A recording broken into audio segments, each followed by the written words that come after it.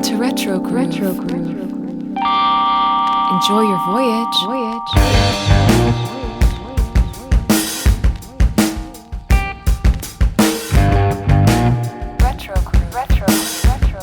Howdy and welcome to Retro Groove. I'm Adam C. And I'm Liam D. And this is a podcast where we talk about music that stands the test of time, the albums and artists that have shaped and reshaped the sonic landscape, as well as covering new music from those artists. Welcome to the podcast. Liam, what's going on, bud? I'm doing all right, trying to stay warm up here. I'm in New York, and it is a brisk 12 degrees outside, somewhere around that. So I like to go out and take nice long walks and listen to music, and that gets harder and harder in this weather. But yeah, now it's nice long drives. After a certain point, yes, yeah. Long drives, exactly right, with the heater going. Exactly, yeah. We've had some cold snaps here in Texas, 20-something degrees. It got down to a few times. So for us, that's incredibly cold. That's tough, yeah. But, we don't have basements and stuff like that. So you have to worry about pipes bursting and things like that. So it's, doesn't seem that cold to the rest of the country. But for us down here, it can cause some problems. It'll hit you. We also don't really have the infrastructure for dealing with like icy conditions. Ice. Yeah. So if we get a little bit of freezing rain, all of society shuts down. Yeah, I remember seeing that. I had friends in Nashville, and they had gotten just like maybe half an inch to an inch of snow a few years back. And I had some stuff that it was really important that I had going on that day that I was counting on happening. I wasn't there personally. And I started getting notes saying like, yeah, we're not doing this feature. We're not doing this event. We're not doing all this. And I was like, It's like, I could go, you could just sweep it. You could get a shop broom and just sweep the snow. You could just get like a little air duster, like for your keyboard and blow it off. But the sidewalk. It's not built for that. It's just the city's not built for it. Exactly. So, that's what we've been dealing with here. But, on the show today, I thought it would be really interesting, and we just this past Thursday, had National DJ Day. Right. And, my local record shop had a couple of DJs in doing sets. Cool. And a lot of Twitch DJs, which I had only recently, like within this past week, discovered was a thing. I've been behind the times. Yeah, I feel like Nintendo Burger Buns posted something in the Discord about something. That was someone spinning on Twitch, right? Exactly. And I've always been a fan of a good DJ. I used to do it in high school and early college days, and I had the whole 2 turntables and a mixer set up in my room. Yes. Okay. And so, I've been on Twitch for some time, both as a spectator and as a streamer. For some reason, it completely eluded me that Twitch is home for a number of incredible DJs. Yeah. And so I've been going down that rabbit hole this past week. So I thought it would be cool to talk about the history of the DJ, and then maybe talk about some of our favorite DJs. Yeah. And, what that world means for music at large. So that's what today's episode is going to be all about. And I'm really excited to dig into it because it's a world that I'm really interested in and a big fan of. Yeah, I'm excited to see you mix on Twitch in the future. That sounds fantastic. The copyright thing makes me nervous on that, although I guess people on Twitch are playing video games and they're not getting slapped with any sort of infringement, so I'm assuming Amazon has some sort of blanket deal for content. So I don't know how that works. Music is dicey. Music is really protective and dicey, though. These DJs are on for hours on end playing song after song after song after song. So there's got to be some kind Some of kind of thing, yeah. legal. I don't know. It might be that they're covered on Twitch. It might be like, as if you're signing up for it, they have some sort of deal with a performing rights society or sound exchange or something where it auto tracks that. Or the crazy thing to think is that the DJs themselves are logging all of the songs that they played and submitting. I know some organizations you have to do that because you need to log who's getting, like, how the royalties are getting distributed and who needs to be paid. I can't imagine if they're going on for hours on Twitch playing song after song. I can't imagine they're also logging all of that. There has to be some kind of system that's auto doing that for them. But yeah, it'd be interesting to look into. Yeah. I'd be interested in dabbling in it. It's been a long time, 20 plus years since I've dabbled in that myself. But it's a really, really unique way of expressing yourself, because you're kind of expressing and conveying emotion and controlling a crowd and creating an event using other people's music. So it's a really unique skill set, particularly when you get down to, how mixing multiple music sources actually works and all of the intricacies of that. So we're going to dig deeper into that on side B. But for now, we're going to break the ice a little bit. And Liam, what have you been listening to, and any recent record purchases or anything like that? Yeah. I snagged the new Lumineers album. Those guys, I like them a lot. They're not like my go-to band, but I think they got lumped in with that Mumford and Sons movement, and rightfully so. They had that style and a banjo. Yeah, they kind of did. Whatnot. But now you've seen them grow, and Mumford and Sons have actually progressed in a different direction too. These are two guys from Jersey writing rock songs that have a folk heritage to them. There's just as much Petty and Dylan in there as there is, any kind of Guthrie-esque influence, right. So it's good. It's good. It's nine. It's 9 songs. It's 9 songs. It's good pop rock. It's heartfelt rock, which I'm a sucker for. And so, I'm digging it, and it's an easy thing to pop on in the car. I admittedly haven't listened to it a ton in the car because my daughter, I don't know where she saw this, but she decided she wanted a haircut. And then as we were talking about the haircut, my wife took her to the salon, and I get a text saying she wants this. And then I get a picture off the internet, and it's like a buzzed side of the head with the like comb over kind of thing. Yeah, so the right side of her head has the buzz. And I'm like, cool, go for it. Yeah, and she's like, and she wants to spray some color on it. I was like, cool, go for it. Whatever. She's 6. She's going to get looks, and who cares? And so she did that. We got green hairspray. We're rocking out. And so I mentioned that's a pretty punk look. And so as we're in the car, she wants to listen to punk music to match her punk look. And so I'm starting with a bunch of Rancid and just the palatable Green Day kind of thing that I just know she'll easily ingest and kind of vibe with before I go any deeper than that. They're just 2 good starting points for a 6-year-old kid who wants to kind of rebel a little bit and is feeling their punk side. So it's been a bunch of Green Day, like Dookie and Nimrod era Green Day, and then a smattering of Rancid, which is really fun. So I dug out those CDs and have been throwing some stuff on. Wow. Cool dad alert. And then...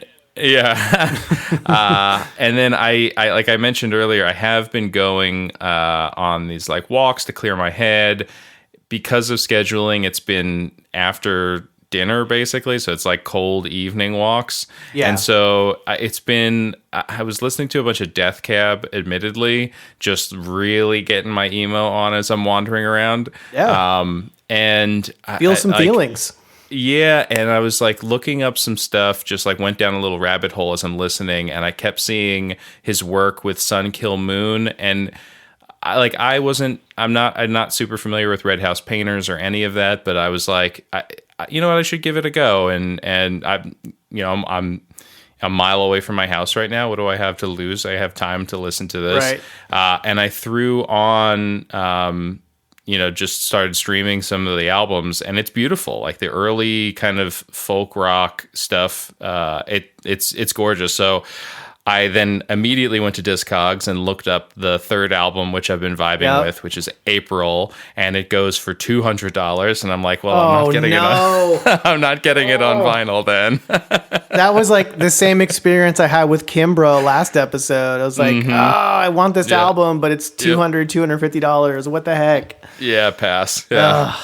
Can't do it. And then my buddy mentioned that there's a show in our area next weekend that I'm contemplating actually going to, because there's like a upper seated area that I feel like I can safely just chill at. And it's Thursday and Cursive, which are both like emo bands from my like hardcore leaning emo bands from like my high school era that I would love to go and see, and it's cool that they're on a bill together. And the tickets are like $30. So makes sense. I've like kind of went in and started digging through both of their catalogs to be like, I do love these bands, right? Like I want to go see these bands, like trying to justify it to myself. So it's been a bunch of that. And then the last thing is actually gaming related. So, I've like worked through a few outstanding things that I was like, I hadn't finished in my sort of playing catalog or whatever. The backlog. Yep. Yeah. Well, I have this massive backlog, and I was like looking at it and I'm like, what do I need to prioritize here? And everybody talks about Undertale, and it's one of those like celebrated indie games that doesn't require 50 hours. And I felt like I was in the right place for it. And it was a good call. It's a gorgeous game. I feel like maybe I spent 7 or 8 hours working through it. Oh, nice.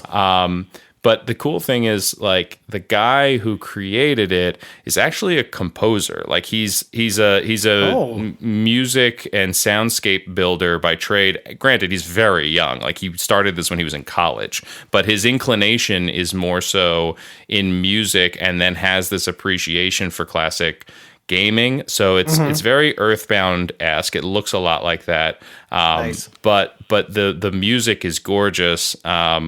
And the story, it hit me right. I knowing that he was a composer first and a developer second, I made sure I put this on. Like I listened and played it with nice headphones on to really get it. Because I don't know about you, like there's a lot of times when I'm sitting on the couch playing my Switch or playing 3DS or whatever, and I barely hear anything in the game. Like the TV's on, my kid's running around, like the sound in a game falls by the wayside a lot of times. And so this one I made sure I focused on.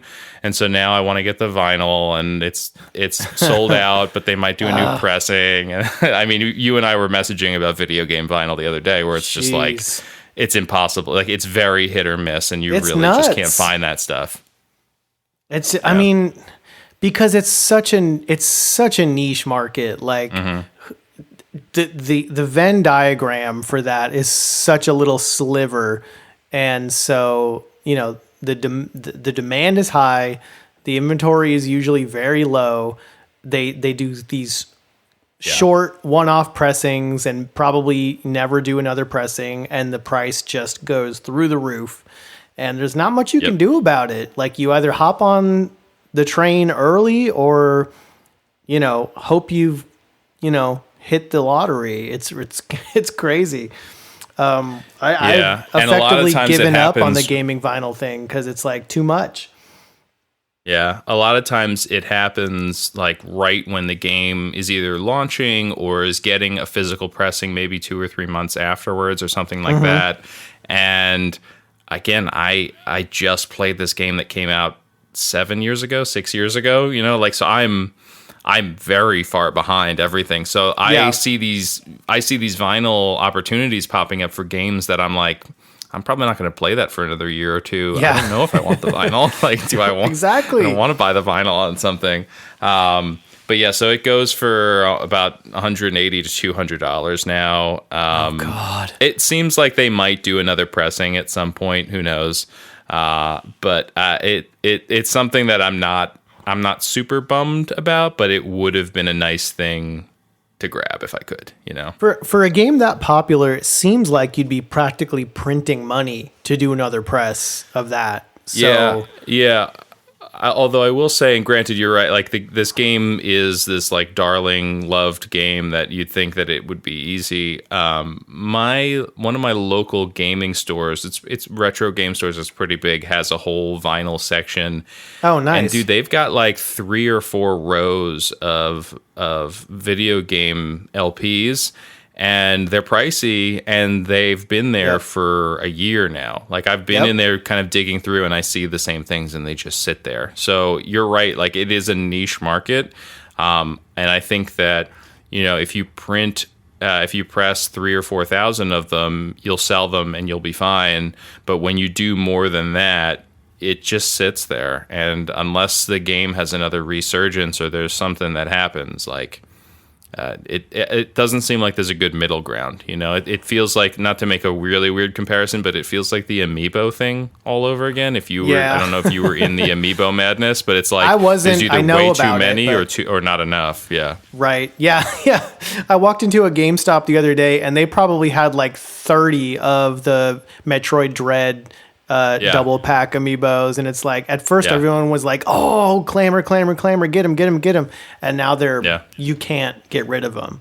So, but that's because the ones that they put out for the 3DS, they didn't make that many of them, and those go for $80-$90 now. So everybody looked at that and said, "Well, that could happen now." It's weird. I mean, supply and demand is a mess. I see the same thing at my local record shop, where they have like a small video game section, and the same handful of records have been there for months and months. And it doesn't incentivize them to get a new one then, right? Like you they're would not think looking that to the get value would go down at that point, though. Yeah. I mean, now with the internet, you can look up what technically the value is of something, which is basically just what somebody is willing to pay for it. But, your local market might not really have the capacity for that valuation. So I don't know. But I feel like you were seeing video game vinyl at one of your locals, and it was priced up where it's probably selling on eBay or whatever, right? Like some of those things were priced up to the moon, but when you look online, like they obviously looked up the pricing and said, like, I'm going to try to charge $150 for this thing or whatever. Exactly, but it's going to sit there in the local, and I guess they figure eventually somebody will want it bad enough to pay what, it's worth as far as the internet is concerned. It's a weird world. What about you? So I pre-ordered the Lucius album that's coming out in April. I'm a massive fan of theirs. Yeah, I freaked out. And it's so funny because they made that announcement like the day after we recorded our last episode. We were looking forward to what was coming out this year. And I was like, oh man, I could have just exploded. This album is going to be awesome. They're going with like a late 70s disco vibe, some beautiful photography. Obviously took place for the promotional material for the album. The new single is incredible. I've been listening to it in the car just endlessly. And I very rarely will pre-order an album that I haven't heard yet. But this one, because I have all the other Lucius albums, so this will, just keep my discography complete. I'm really excited about it. So I pre-ordered the translucent pink vinyl, which is kind of the basic level. I didn't opt for like the $50 or $60 package with the like autographed print and all that stuff. It's like, nah, just give me the record. I want to hear the record. But they're amazing. Everybody should listen to them if you haven't checked them out. And then some classic stuff. I finally found a copy of Candy O by the Cars. One of my favorite Cars albums. I'm trying to fill out my Cars discography. Yeah, it's a great one. I also got a copy. There's not too many, right? I think there's like five. There's like 5 Cars. It's not albums, a ton or of 6 them. Cars albums. I Yeah. don't think there's too many. Yeah, and it's funny because it seems like all the hits are from that first album, or at least the ones that most everybody knows. But the other albums are fantastic. Just for some reason they didn't have like I mean, when you listen to that first Cars album, it's like hit after hit after hit after hit, like nonstop. And the other albums are... It's pretty crazy, yeah. I would say equally good, but for some reason didn't have like the amount of hits that that first album had. But I love it. It's one that I've had on my wish list for a long time, so I was glad to scratch it off the want list. Also grabbed a copy of Dire Straits' Love Over Gold, almost rounding out my Dire Straits discography, and I was happy about that. Nice. Not their best album, but it's really like atmospheric and, different from their earlier work. I really like it. But it's more getting into the 80s, like a lot more synthesizers and stuff like that, and not as much of the kind of more straightforward bluesy rock of their, the first and second album. But I'm glad to have added it to the collection. And then, like I mentioned earlier, as far as listening, other than the Lucius single, and I've still been listening to the single that Block Party put out for their upcoming album. I've been still banging that because it's really good. It drives. It's a great driving song. Yeah. I've been even in the car, I will keep the audio going for the Twitch stream, and I'll be listening to some Twitch DJs. And the main ones that I've been listening to, that first one, I'm probably going to pronounce it wrong, but he's a DJ from Japan. It goes by Pondolin P. And what I like about him is he plays a lot of really chill music. So I've really been into that kind of laid back, lo-fi, chill, whatever you want to call it. And that's just great to have on when you're like, working or doing chores around the house or whatever. It's fantastic background music. It's not stressful. It's just kind of soothing. So I've been listening to him anytime that he's streaming. A couple others that caught my attention. One was a guy that goes by the DJ Morse Code, and he is based out of Los Angeles, I believe, and he does a vinyl only. He does a couple days a week where it's just vinyl only. And it's really interesting to watch. And he's really, really skillful when it comes to the literal transition, which we'll talk about the mechanics and logistics of it later. But his transitions, from one record to another are just so seamless and enjoyable. So I really, really enjoy his sets. And then another one that I discovered, and a lot of these I discovered by, when one Twitch streamer, when one of these DJs finishes their set, they'll very often will raid to another Right. DJ, another streamer, which if you don't Cool. know what that means, at the end of their set and their stream, they'll be like, hey, everybody that's watching my stream, go and watch this person. And then, however many, I don't know what percentage is normal, but, they'll send what's called a raid over to their stream. So I just followed that raid over to a guy that goes by Shortcut with a K instead of a C. And he was doing only 45s, which is, the 7-inch smaller records. It was incredible. He was only doing 45 7-inch records, going back and forth, scratching, cutting. It was nuts. So I was just like on cloud 9 with these Twitch DJs, and that's a cool rabbit hole, man. Man, I really went down the rabbit hole, and also just by the wayside because I didn't want to stop listening to it. Mm-hmm.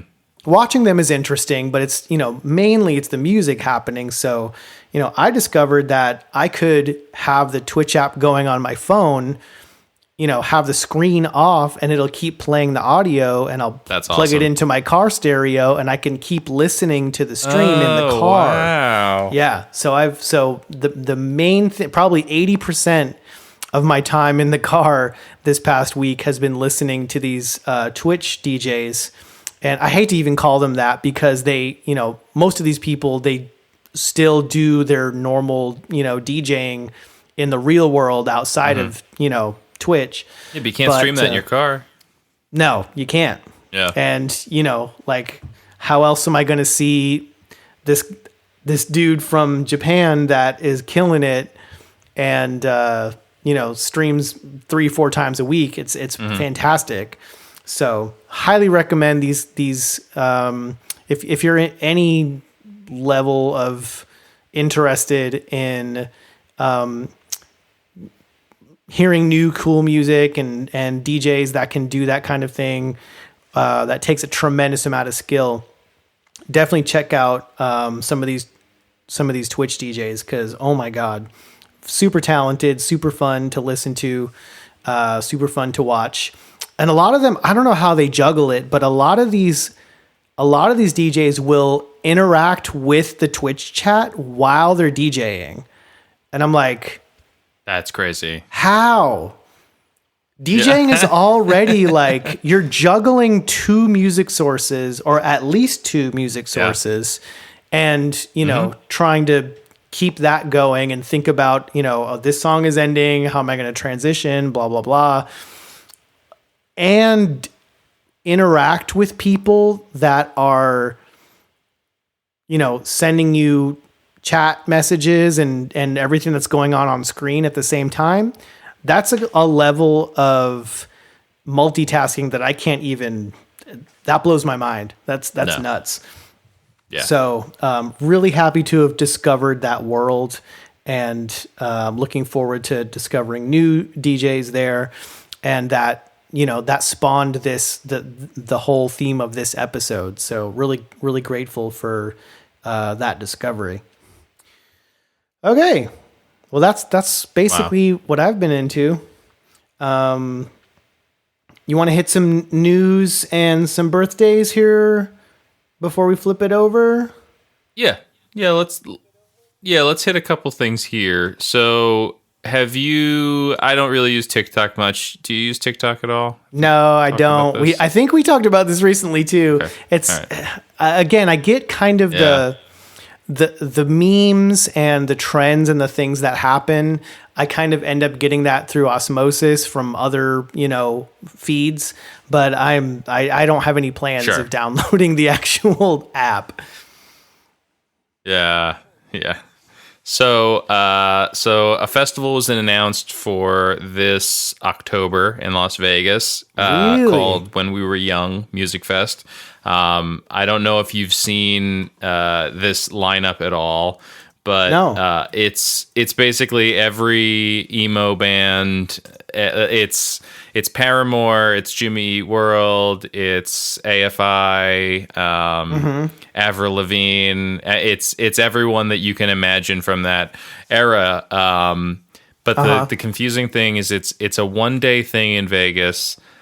It's like 50 or 60 bands. So your head immediately goes to like, well, how many stages is that? And how are you going to see all the people that you want to see? Yeah. Like, they have Paramore and My Chemical Romance, who are basically like, this will be some of the first performances that these bands have done in a very long time. But anyway, so it took off on TikTok. Because it's such a scene, everybody was doing these memes about it and talking about it. There was a band that, like some smaller band, that took control of the domain name for whenwewereyoungfest.com and held it hostage and wouldn't give it back unless they were added to the bill. What? The festival had the festival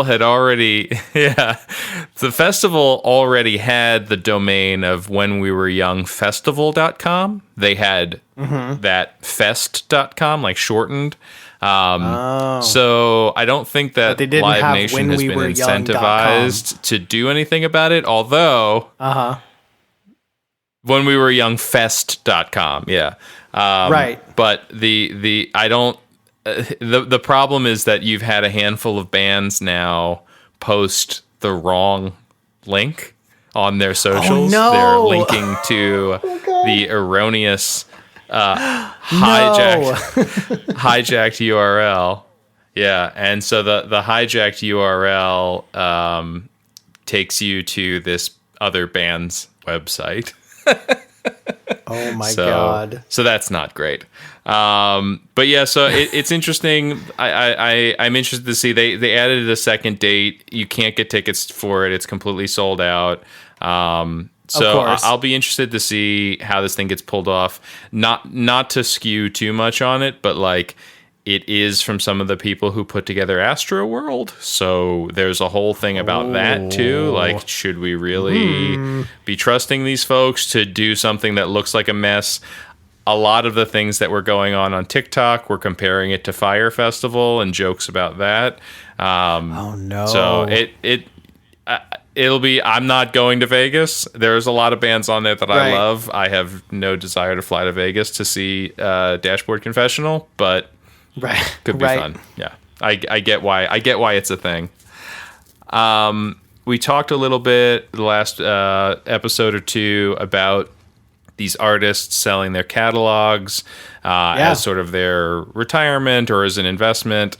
And a list came out of the top 10 highest paid musicians for 2021. We talked about Bruce Springsteen.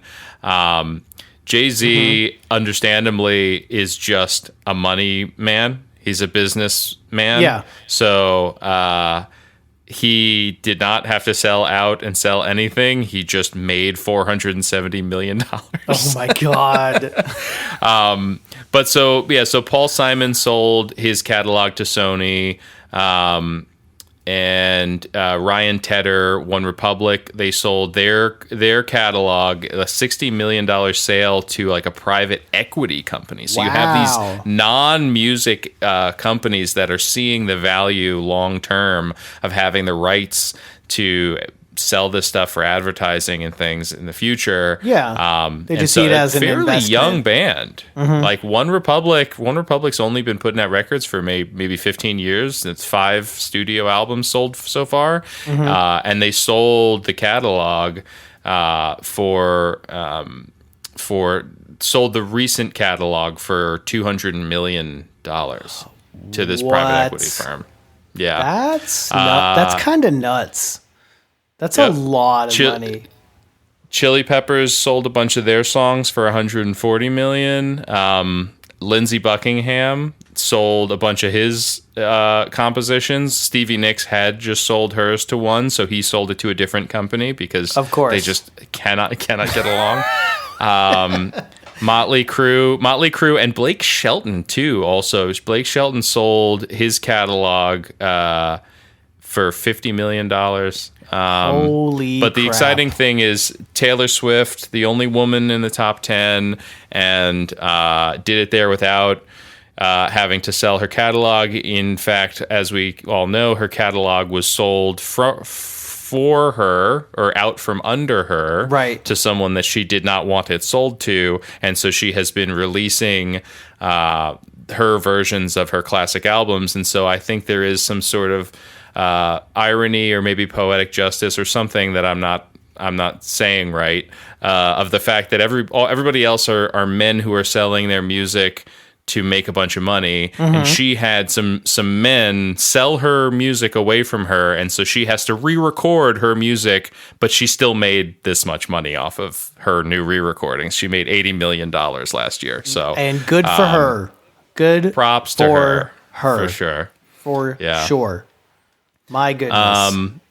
We have lost a ton of notable people lately, God, and it's nuts. as we've talked about, it seems like it's going to keep going, and that's just the way it is. Pop culture started in the '60s in an expansive way and has only gotten bigger, and so you're just going to keep knowing famous people who are passing away, and so some of these really hit though. Ronnie Spector, just an icon, that song that she did with Eddie Money, "Take Me Home Tonight," is such a banger. We love that song in our house. It's a great and song. And now we lost both of them. Now they've both gone. It's really sad.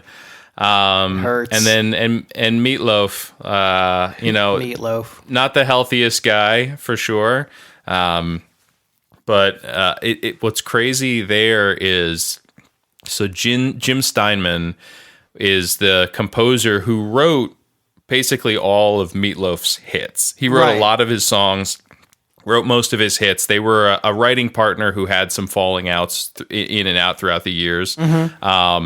He just passed last year. He just passed a couple months ago. Oh wow! It's very crazy that, like, I think it was like April or May of 2021 that he died, and then so close together.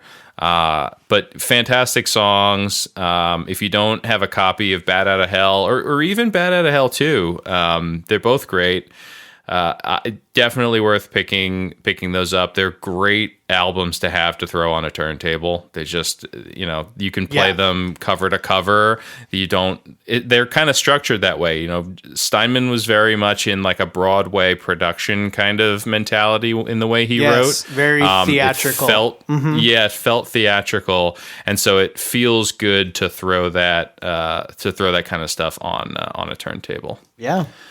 And then the last thing, you actually might know more about than I do. In this case, I haven't watched all of Encanto, but I'm excited to. But this song, and again, like, is this the moment in the movie? Would you say like this is a big moment in the film? We don't talk about Bruno, or it's not is there necessarily a song on here that you think is bigger? No, it's not necessarily a turning point. I just think it's just a banger. It's it's so good. So the turning point in the movie does kind of hinge around Bruno as a character, but not necessarily this song. It's just an awesome song. Like I said earlier, me and my kids have been singing it off and on randomly for the past few weeks. We saw it on Thanksgiving Day actually, and it just felt like a good day to go to the movies when nobody else would be there. And my kids really wanted to see it, and I really wanted to see it, so we went.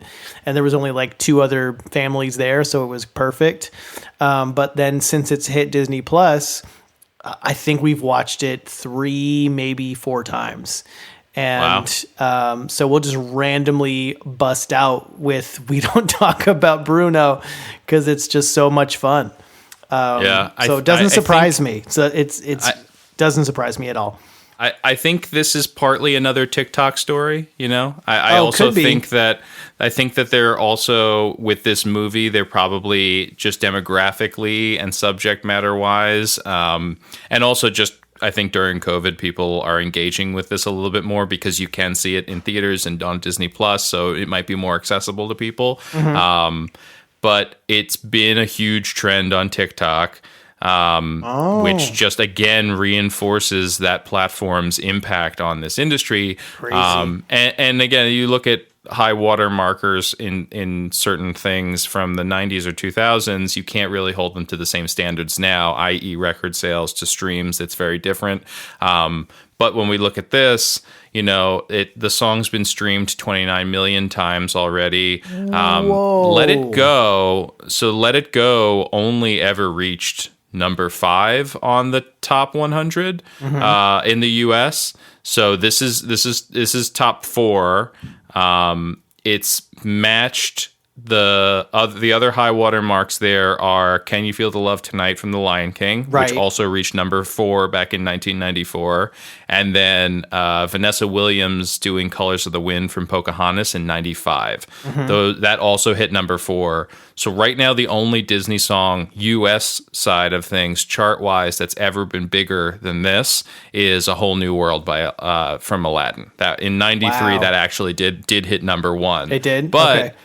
In the UK charts, there's never been a Disney song that hit number 1, but this one just did. Ooh. So this movie is resonating overseas more than any Disney movie, at least animated movie, ever has before. I wonder why that is. That's cool, though. Yeah, I don't know. So it's very exciting. Again, it makes me want to sit. My daughter's watched this movie twice without me.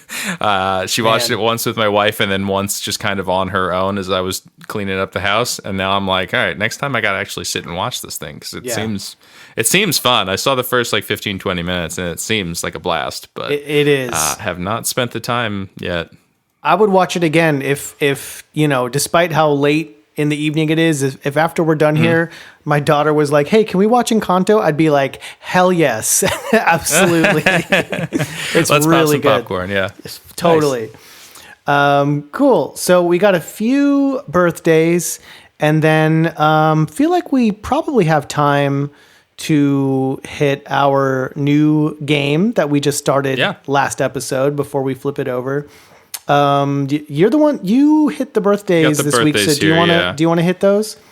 Yeah, we got Nick Mason, born in 1944. Nick Mason, drummer of Pink Floyd, a lovely guy. And then, interesting enough, on the 28th of January, you have Nick Carter from the Backstreet Boys, born in 1980, and Joey Fatone of NSYNC, who, on the same day. Those bands, same day, different years. Joey Fatone's a little older, 77. But it's interesting that they both have the same birthday, and Backstreet and NSYNC fever, and the kind of verses between the two, or the competition between the two was rife in the early 2000s. Yeah, it was.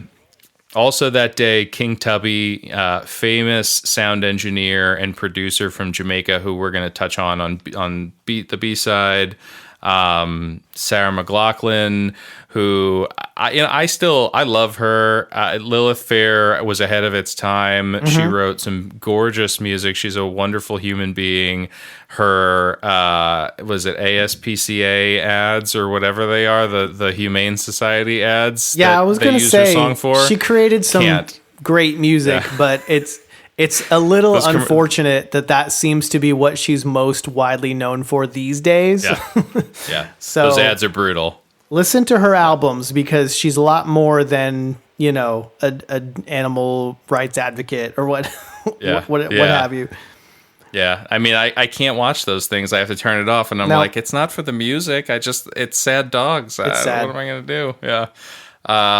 Hip hop legend Rakim, also born on that day, 28th, big day. And then January 30th, the iconic Phil Collins, who is out on the road and I'm hearing mixed things about his concert. I mean, it seems like, if you're a Genesis or Phil Collins fan, you're getting what you paid for, but we may have talked about this, just health-wise in his situation. Like, he just sits on a stool and sings, and he can't. It's tough to go to a concert and see someone just sitting there singing to you. It's heartbreaking. You know what I mean? Yeah. As a musician, I don't know if I'd want to. Yeah, because he mentioned that he can't even really grip drumsticks anymore. Yeah. So Awful. to see, that's just heartbreaking. And I think he even mentioned himself that this is basically his farewell tour. Oh, really? So it's tough to see. Yeah. But his impact on the music world is everlasting. So he'll always have that. But it's still tough to see. Yeah. So let's hit What's in a Name, which is a new segment, a game that we just introduced last week, kind of as an experiment. Mm-hmm. It was really fun and seemed to go over well. So I thought we would continue. And, this is a little bit flexible with the rules. We're still kind of feeling it out. But the basic concept of the game is we're going to present each other with 4 birth names of artists that use a stage name. Mm-hmm. Each artist is worth up to 25 points, so 100 points are on the line. An instant correct guess is worth the full 25 points. Either a wrong guess or a need for a first hint drops it down 5 points each time. And the hints typically are what genre the artist generally is associated with, artists that artist is closely associated with. And then, lower down the list would be like a name of an album. Gets easier as it goes along. But we're still kind of playing it loose and seeing how it goes. Liam won last time, so I'm going to try to beat him this week. And so I kind of have a theme this week. So because of that, last week we kind of went back and forth. I don't know if you want to try... going, let's do a block. Let's do it that way. Yeah. And to see how it goes. So I'm already gonna be giving you a pretty big hint just by giving you my theme, but it's in the spirit of the episode. So my artists this week are all DJs. Okay. So there's just a blanket automatic hint. I thought it might be too difficult to even pull off, so I'm just giving a freebie hint right off the bat. So all of these artists are DJs. So I'm going to give you a name, and we'll go from there. Mm-hmm. The first artist was born Michael Schwartz. Michael Schwartz. Michael Schwartz is a DJ. This one threw me for a loop a little bit. Yeah. Michael Schwartz. Is it Mixmaster Mike? It is Mixmaster Mike. Yes. Yeah. Nice. Good work. Whew. All right. Mixmaster Mike was born Michael Schwartz, April 4th, 1970. Beastie Boys. Yeah, best known for his work with the Beastie Boys, but is an accomplished turntablist in his own right. His solo album. Me and my friends would listen to his solo stuff, because he kind of blew up after Hello Nasty came out. Because they were, when you're DJing for the Beastie Boys, you're basically a Beastie Boy at that point. So he was in all the music videos. Yeah. And 3 MCs and 1 DJ is just iconic. Yeah. So great music video, great song. And so he's an amazing artist and deserves the recognition. He's actually the name threw me off. He is of German and Filipino descent, which is like, it's like, that kind of is like, okay. So like the German descent kind of explains the Schwartz, I guess. But I don't know. That threw me off. So I didn't. So good job with that one. Okay. So 25 points. Nice. All right. Next artist was born Jeffrey Allen Towns. Townes. Jeffrey Allen Towns. Towns. Man. I don't know Jeffrey Towns. I'm going to... Well, we can't really ask for... I guess you could ask for a genre, because he could be a hip-hop DJ, could be like an EDM DJ. Is it hip-hop? I'll take the 5-point deduction. Is it more hip-hop, or is It's it more hip-hop. like the EDM? No, It's hip-hop. Okay, he's it's definitely a hip hop artist. a hip-hop DJ. Okay. Jeffrey. So there's Jazzy Jeff. I don't know his real name. I'm going to guess DJ Jazzy Jeff. It is DJ Jazzy Jeff. Nice. Most icon. well known for, of course, DJ Jazzy Jeff and the Fresh Prince. Yeah. Think yeah. of the first hip hop DJ to ever win a Grammy. I think they won it together. Really? Yeah, Fresh Prince and Jazzy Jeff. Good little Yeah. trivia there.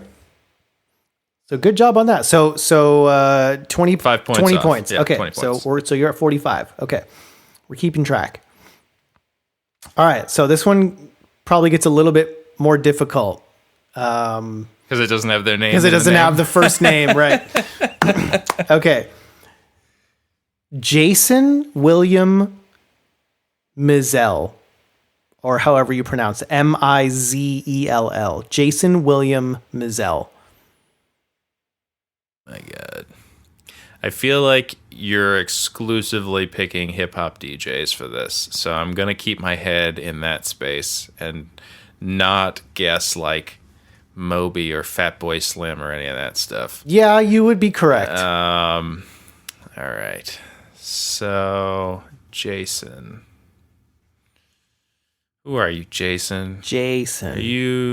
Are you I feel like I'm trying to get in your head here, because I'm like, which DJs? Like you picked Mixmaster Mike because you love Mixmaster Mike. Jeff's an icon. I feel like you're not going to go super deep, so I feel like we're talking about like DJ Premier.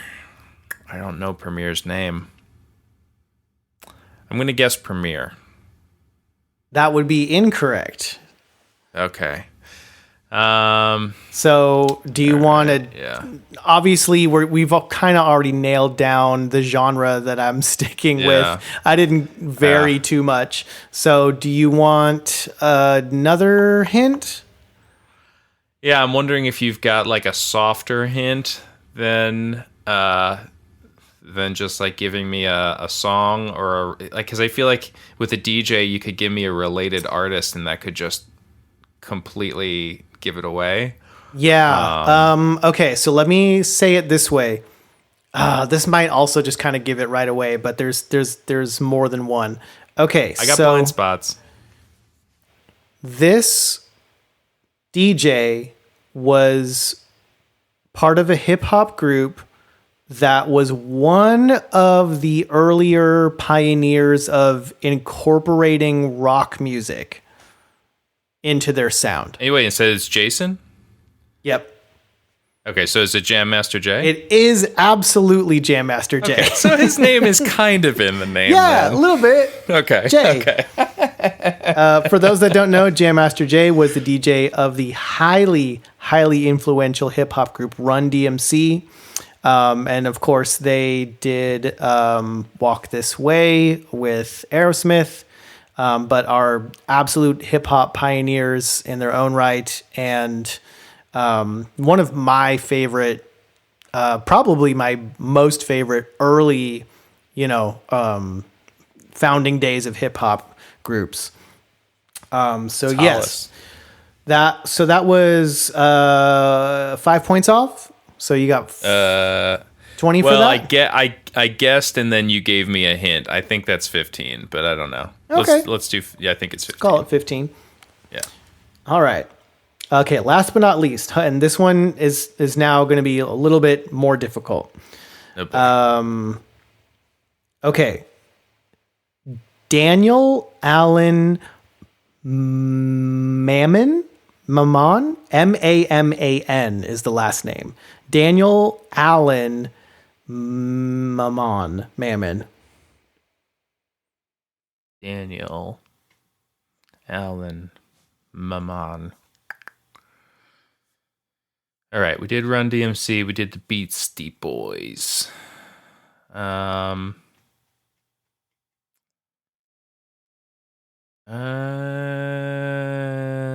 There's a very, very small name association here, but not much. What was it again? Daniel Allen Mammon. Mammon. So, I mean, my guess, no, because I think his name was Adam. I was going to say DJ AM, but no. I think part of that's because I have an LP with his name written right in front of my face right now that I'm looking at as I'm trying to think of this. Well, you didn't say final AM. answer or anything, so I'm not going to count it. No. You haven't given a first guess yet. No. Daniel Allen. Daniel Allen. Maman. I don't know. I'm going to need a hint. Something. Okay. How can I give a hint without giving it all away? Has worked with a number of artists, closely associated with Dilated Peoples, as well as one of the most highly acclaimed rappers of all time. I'll say it that way. Man, I feel like I'm going to feel like a big dummy when I don't think of this. Also worked with Mobb Deep.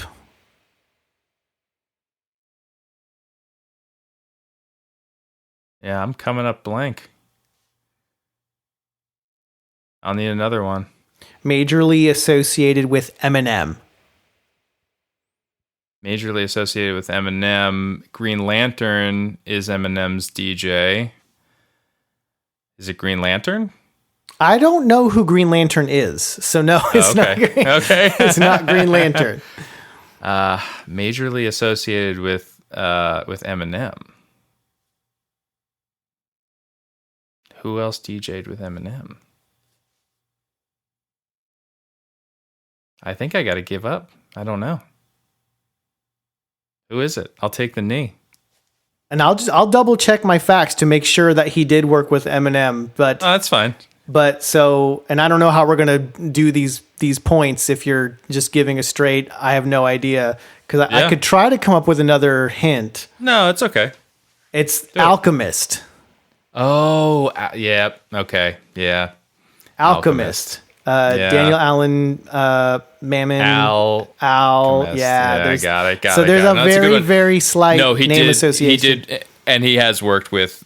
He was on Shady Records, so yeah, he definitely did a lot of work with Eminem. You're right. Yeah, I know he did produce Eminem as far as I a bunch of stuff was able to research.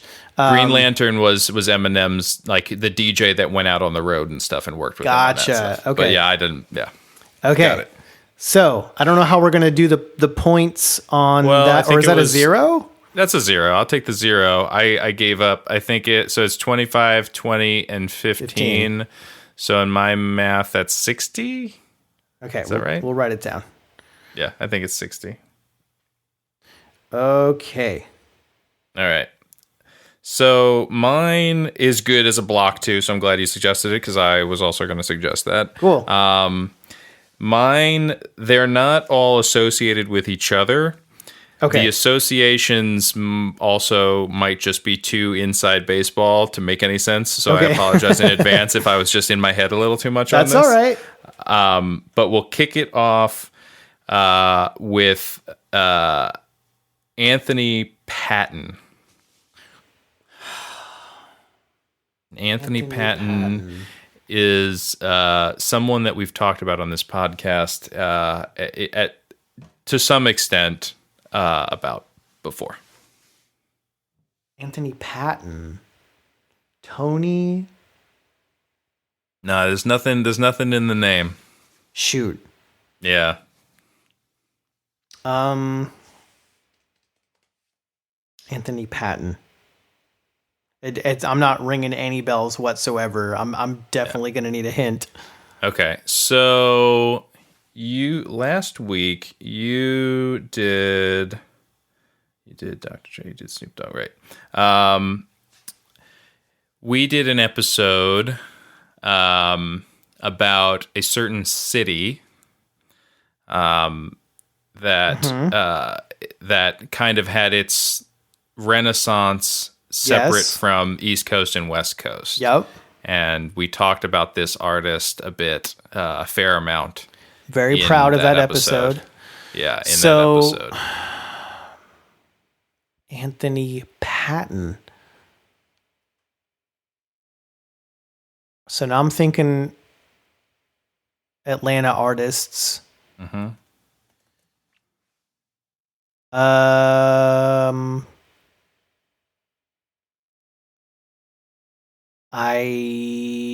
don't know. Let's just take a stab in the dark for fun here and say CeeLo Green.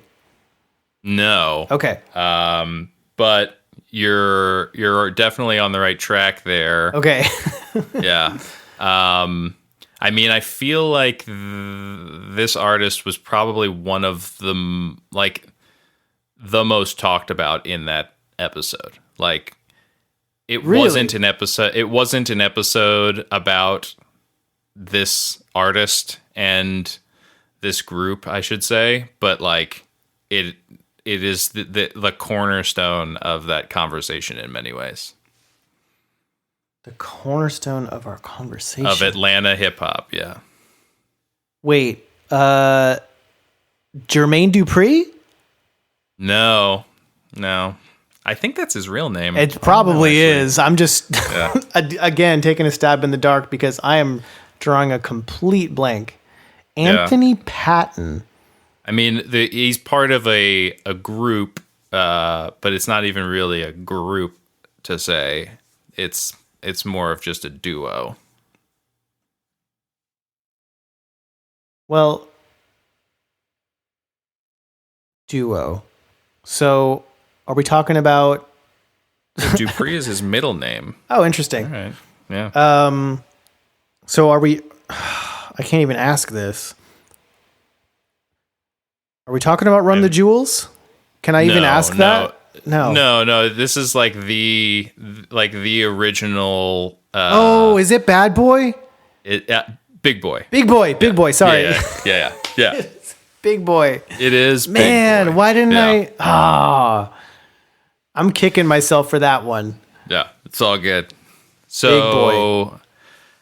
You want to say 50? I feel like 15. Like you had, I gave you a hint and then a missed guess. I had. You asked Jermaine Dupri. Well, I had 2 bum guesses. Okay, so you want to do 10 points? I'll do 10. I'll take the 10. Okay. Man, that's a good one. That was good. Yeah. All right. Big Boy. So, dang it. So the next one. So each of these then. So I'm hoping that each one then unlocks some sort of a clue about the next one. Okay.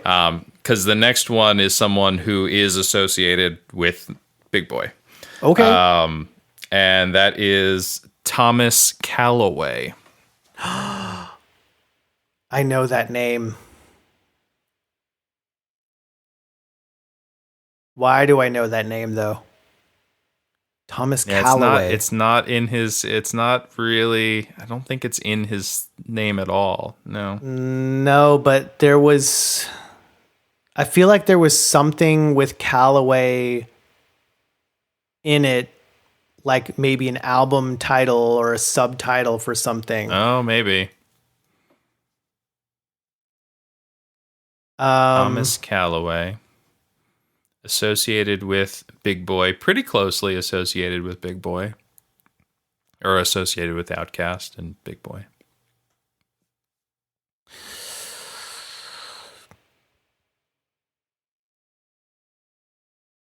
I need a hint. Thomas Calloway. It's pain. It's really hurts because I recognize the name.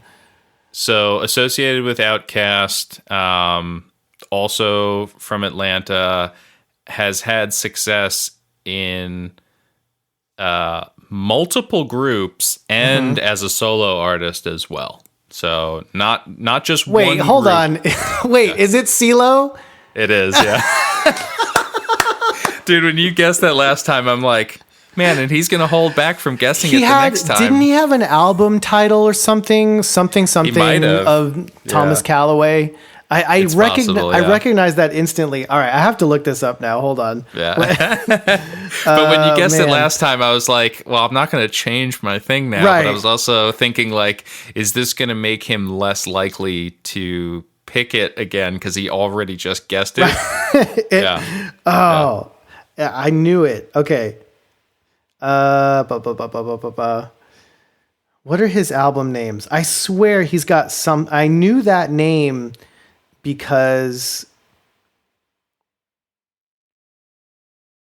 I swear he's got something with Thomas Calloway in it. Oh yeah, his album is CeeLo. His album is. The album is CeeLo Green as Thomas Calloway. Oh, that's it. That's it. I knew it. It's literally what I said as the answer. That's amazing. I didn't know that existed. I guess that came out in 2020. I haven't listened to it. I need to go listen to it. So all right, was so that as we 20 continue points? on here, 20 points. Yeah. So as we continue on here, so this person, to my knowledge, is not associated with Big Boy, but is closely associated with CeeLo Green in some way. Okay. And that person is Brian Burton. Okay. Brian Burton. Associated with CeeLo. Not in his name at all either. You did me a favor. You were like, yeah, Jeff, Jazzy Jeff. Jeffrey. And I'm like, oh man, this is too difficult. I'm being a jerk. I thought about doing like Ronnie Spector, and I was like, well, Veronica, maybe that'll throw him for a loop if it's like Veronica. I forget her actual maiden name because she had like 3, but I was like, I can't do Ronnie Spector. It'd be too obvious. Yeah. I'm drawing a complete blank. Need a hint. Brian Burton. So think of what CeeLo Green has done in his career. He was in Goody Mob, and then was in another group. It's in another group.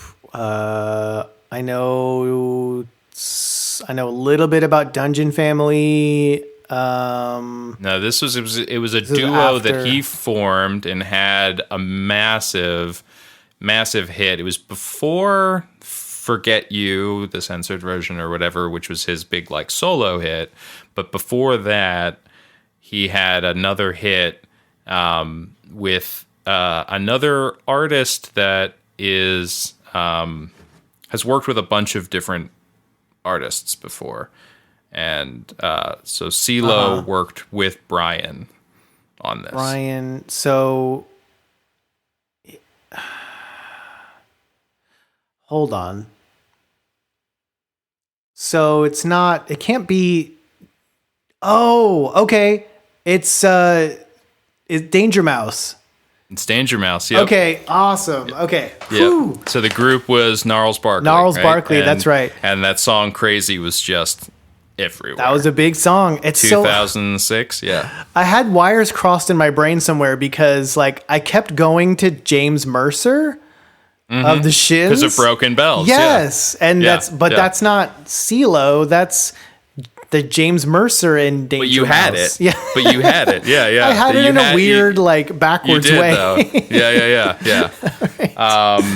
All right. So I think that's 20 points, too. So we're tied up here. So unless you completely drop this one, I think you got it. Okay. So I'm at 15 and 20. 2 20s. And 20. Okay. Yeah. So you're at 55, and I had 60. So all I have to do is not completely bomb this one. Correct. Okay. Yeah, and you're good. Yeah. And again, this person associated with Danger Mouse. This one is the one that I'm that afraid, doesn't though, help because Danger Mouse is associated with everybody. With a lot of people, and this one, it's a little. You have to kind of know your ins and outs a little bit, or your liner notes. But do you know who Paul Hewson is? Paul Hewson, just the What's most the last name? unassuming. Hewson, Hewson, the most unassuming rock star name. Outside of Gordon Sumner, which I'm not surprised why these people changed their names, because Paul Hewson does not sound like a rock star. Yeah, I'm definitely going to need at least a hint. Yeah. Well, you think about Danger Mouse has produced with a bunch of artists, or produced records for a bunch of artists. I was just joking about Gordon Sumner, but this person also did the single name. So like, it's not like, Iggy Pop or anything like that. It's just Billy Idol. It's just a word. It's just that. Oh, yeah. Okay. But again, you have to know like a little bit of his production background or some of the artists that he's worked with. It's a fairly recent. I'm gonna just double check that I'm not off in my timeline here, but I think it's a fairly recent collab. Let me see here. Danger Mouse. 2014. He worked with this artist. Produced an album for this band, for this artist. And it's a single name. The artist, Paul goes by just a single name. I mean, he's in a band, but it goes. He's known by a single name in that band. Okay. Yeah. Shoot. And Hewson is kind of misleading because, I'm probably going to need another hint. Much. Okay. So. I'm drawing a blank. You would think Hewson doesn't give away his ethnicity, I think, enough, which is firmly Irish. Like, very Irish. Oh, okay. Irish. So. Yeah. Single-named Irish rock star. Like I've got Irish rock star. I've got two in my mind. Well, okay, so you're saying rock star, which eliminates one of them. So it has to be Bono. It's Bono. Yeah. I didn't know that. Danger Mouse did anything with Bono? He produced Songs of Innocence. Do you remember Do you remember that album that caused the whole kerfuffle about 8 years ago now? The one that it just showed up on everyone's phone. It was downloaded onto everyone's iPhone. Yeah, that was the, and it's actually a good album. Like, it's not a bad U2 album, but everybody, like, the backlash from it was crazy. It was huge. That was a Danger Mouse produced album. I did not know that. Yeah. Wow. Yeah. Okay, yeah. So you said single name and you said Irish. I was going Everlast.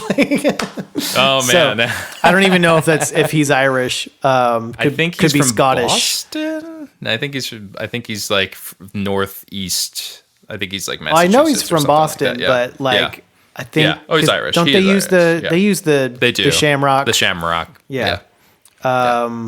Okay, so that means you take it, man. I feel like that's at least 10 or 15 points. Either way, it's your game. I think I lost three guesses. So that's 10 on that, points. So that's 65. Points. All right, not bad.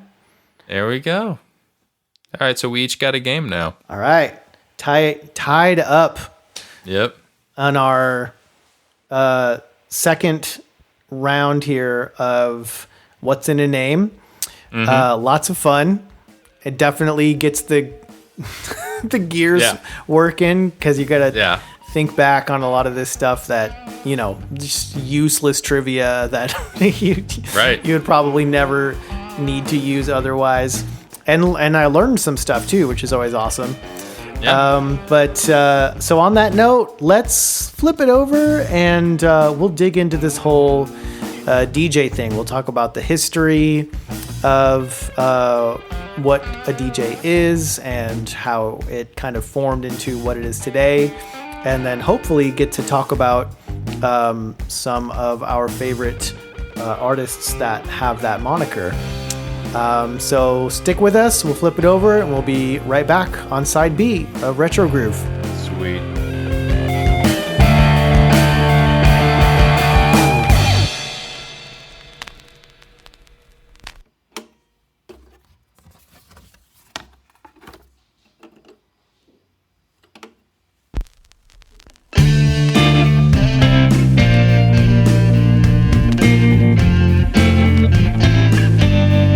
And we're back on side B of our 16th episode of Retro Groove. And we are going to dig into the history and the world and the influence of the DJ. If you're unaware, DJ stands for disc jockey, which was the original term coined all the way back in 1935. And we're going to dig into the history first and then talk about some of the technology and some of the influence and the artists that kind of shaped how that world, influenced the rest of the music world. Because it's a pretty unique and interesting history. So, Liam, do you want to start off? Yeah, and talking about some of this early stuff. Disc jockey was tethered to radio, right? Radio. Like it when you see those first appearances of that term, it is in reference to radio production, right? Doing some sort of live broadcast mix. And when you think of DJs, you're either thinking of, Skrillex and Avicii and Tiesto and all these crazy festivals that you hear about or maybe EDM go to. artists. Yeah, Right. like the real EDM artists. Or you think about some of the hip hop DJs that we've already kind of touched on earlier on side A. Yep. But there is that genesis of a lot of this, and it's still an art to this day, of the radio DJ. It's crazy. You can find them on YouTube, air checks, and even some videos from the 80s of people live mixing on the radio back then. And it was a lot of tapes. It was a lot of like pre-programmed stuff, but there was so much going on behind the scenes. And obviously when you get into radio, you get into the dicey kind of spin tracking, and so then the airplay gets tighter and whatever. But you did have this beautiful time in broadcast, 70s into the 80s even, where you had pocket shows and specialty shows and windows of time where you heard different things, and it was really up to the DJ, the disc jockey, to choose what was going on the air. Yep. So I start off talking about, Dick Clark, obviously, and Casey Kasem are the two that really come to mind, mainly because they were big syndicated names, right? You had what became American Bandstand and Dick Clark Enterprises, and I mean, he's an icon. And then Casey Kasem was American Top 40, which exists to this day. Ryan Seacrest hosts it, and it's in syndication in hundreds of markets. The tricky thing about any radio DJ is that they geographically were normally kind of tethered. You didn't have the internet to distribute your radio shows. You did have some that were so popular that people would record, tapes off of the radio and send it to their friends and hear of these DJs spinning records. But you did have these like localized heroes. And one that was pretty pervasive was Frankie Crocker. And he ultimately is known for bringing BLS in New York to its prominence. But before that, he worked on an AM station. And in the like late 60s and 70s, he had that sort of salesman smooth pitch sound to it. And if you go, again, you can find his the recording of this on YouTube of him doing a break leading in between songs, and he's rhyming. I mean, it is hip hop style lyricism at its earliest form. It feels like you're being pitched on something. It's not anything deep or meaningful, but it's like, I'm going to get you moving and grooving and feeling the vibe and my vibe. And it's, where have you been? It's 10:17. Like it's that kind of stuff. So he's almost emceeing at the same time. So he is in a way. He is. So he's emceeing and DJing on the radio, right? And so then you have the technology kind of coming to prominence of mixing. It's more affordable to actually be a DJ in clubs, and you have this local radio guy who's been doing it for years. And if you're living in New York City, you're hearing him regularly, right? And so what you have is DJ Hollywood is one of the noted ones, but it was happening simultaneously in many places. You have these people who are going into the clubs to spin on a Saturday night, and they have heard this their whole lives on the radio, and so they start to do that themselves, kind of like you hear, kind of mimic it a little bit. Yeah, I mean, like if you grew up listening or watching Seinfeld, and then you're like, oh, okay, I could be funny, and you get up on stage and you tell some jokes. Like you hear Dave Matthews and you can pick up a guitar. Like these people were learning to spin records. They weren't cutting. There wasn't the sampling yet. But there was that same sort of localized, I'm spinning hits that are going to keep people dancing, and I'm gonna focus on these breaks where I can kind of interject a little bit. And as you mentioned before, like the multitasking that goes into actually live mixing off of vinyl is crazy. And so a lot of these DJs, once the emceeing aspect of it started to get more and more popular, would bring in MCs to work with them, and so they would focus on DJing, and then the MCs would take over.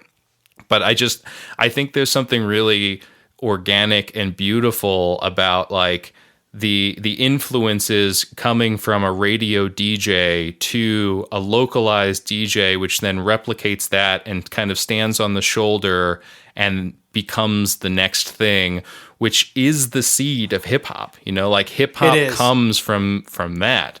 And there's lots of dispute over where hip hop started and who was the first person to cut. I think in many ways, like most people are in agreement that that DJ Kool Herc was kind of the first one to start doing breaks.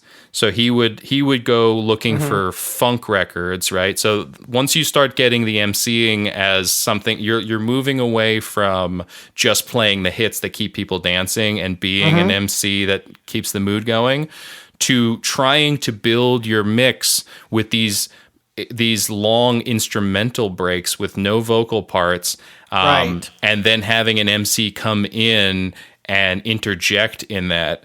And so he found like he would go digging for these funk records that would have a nice chunky break or a cool break, but some of them would only be like 20 or 30 seconds. And so he like to go and re-cue that quickly. It takes you're stopping the music for at least a second. There's no way that you can't pull the needle and not swip it. So he was the first one to just get a second copy of the same LP, like the same record, and do the live mix where he's got it playing on one turntable, he cues it up on the second, he throws to the other, and so he can keep the break going. He called it merry-go-rounding, where he would go back and forth between the two things and keep that break going for 5, 10, 15 minutes, whatever he needed to do. Yeah, you could go as long as you needed to. Yeah. And that all, speaking of how the way technology allows something like that to advance,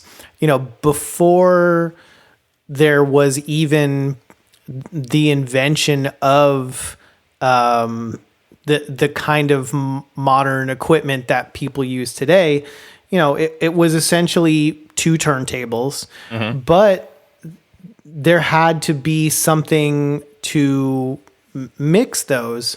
So the actual, invention of the DJ mixer, that goes all the way back to the 60s, where a guy, Rudy Bozak, was essentially creating these DJ mixers specifically for that purpose when no one had ever done that before. And then when you talk about, cutting back and forth and being able to actually cue, which means, you've got the mixer focused on, let's say, for example, the left turntable, you're listening and cueing up what's going to happen next on the right turntable in your headphones while everyone's listening to what's happening on the left turntable.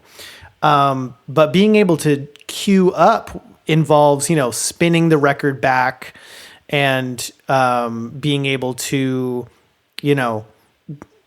make sure that the platter, which is the flat platform that spins underneath the record, is maintaining that same speed so that the music doesn't stop or slow down or hiccup in any way. That's another technological advancement where until the invention of direct drive turntables, you really couldn't do that. So you had Panasonic at the time was, Matsushita.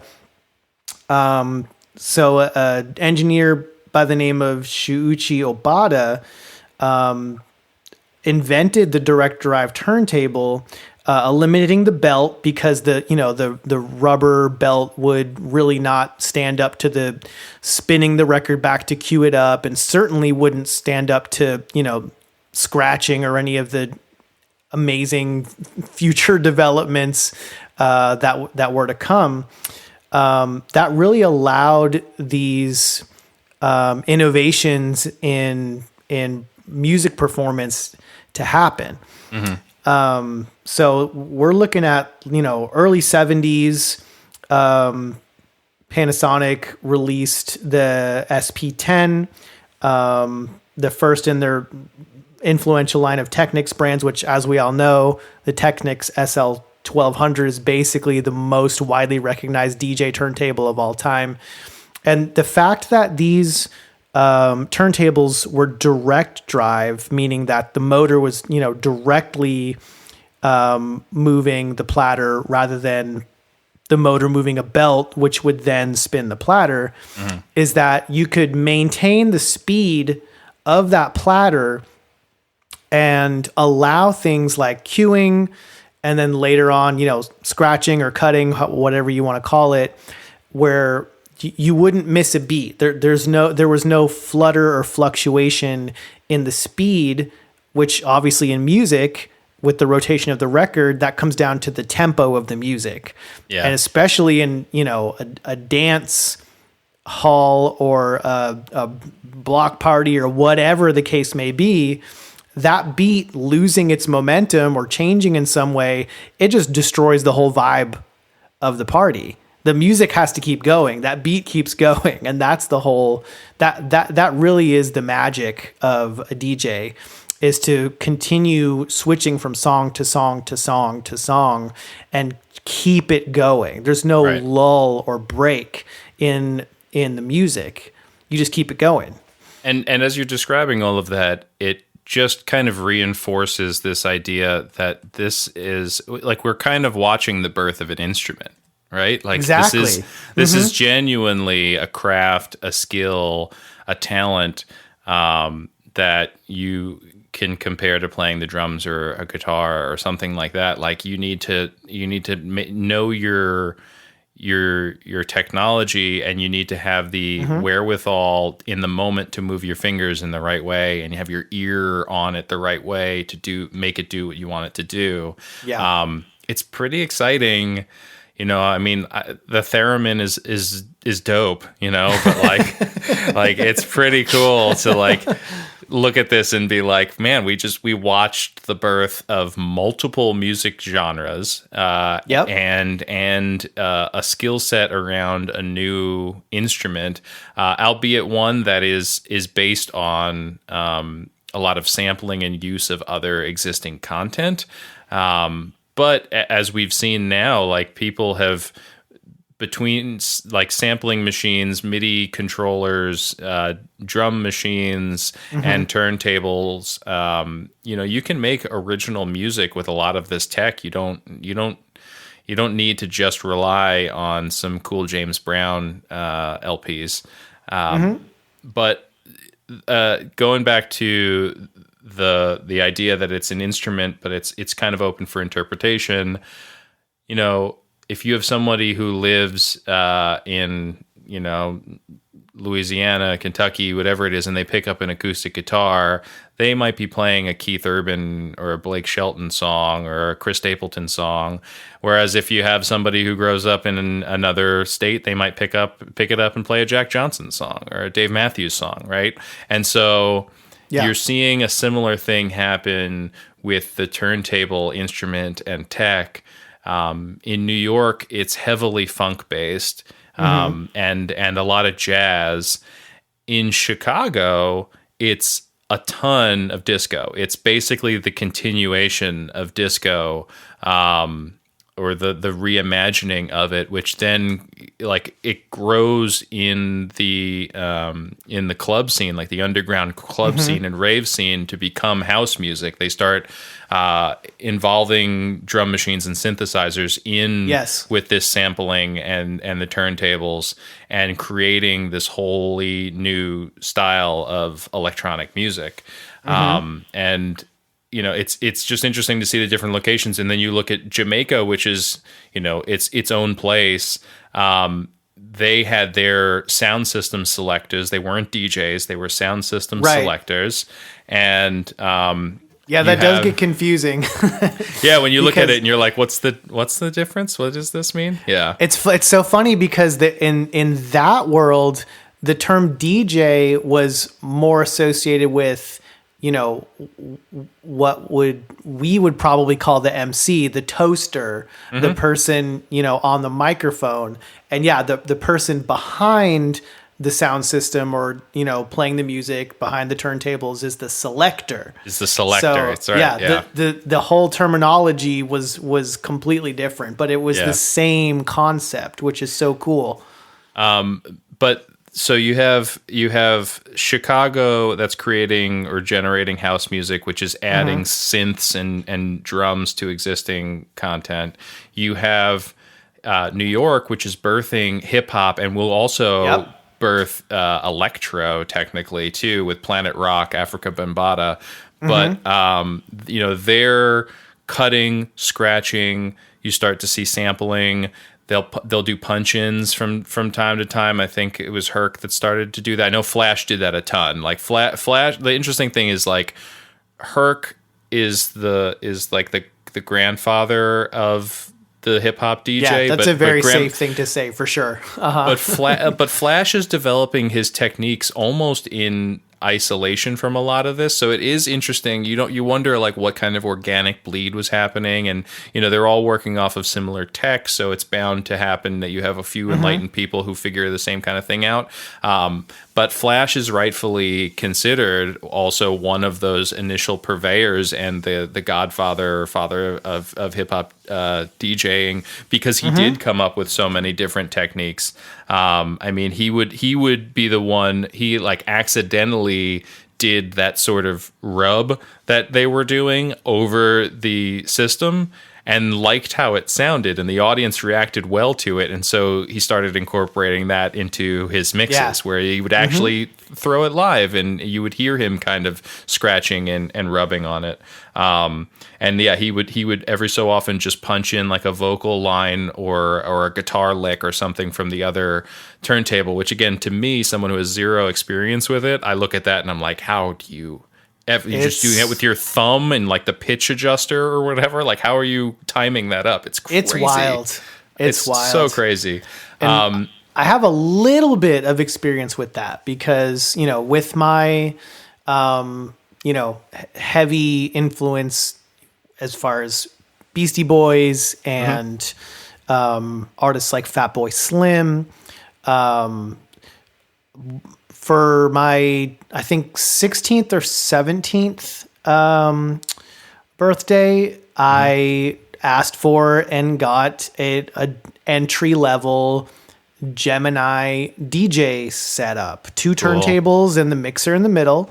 And I started buying records specifically with the intent of, mixing and, getting a beat from this record and scratching with this record.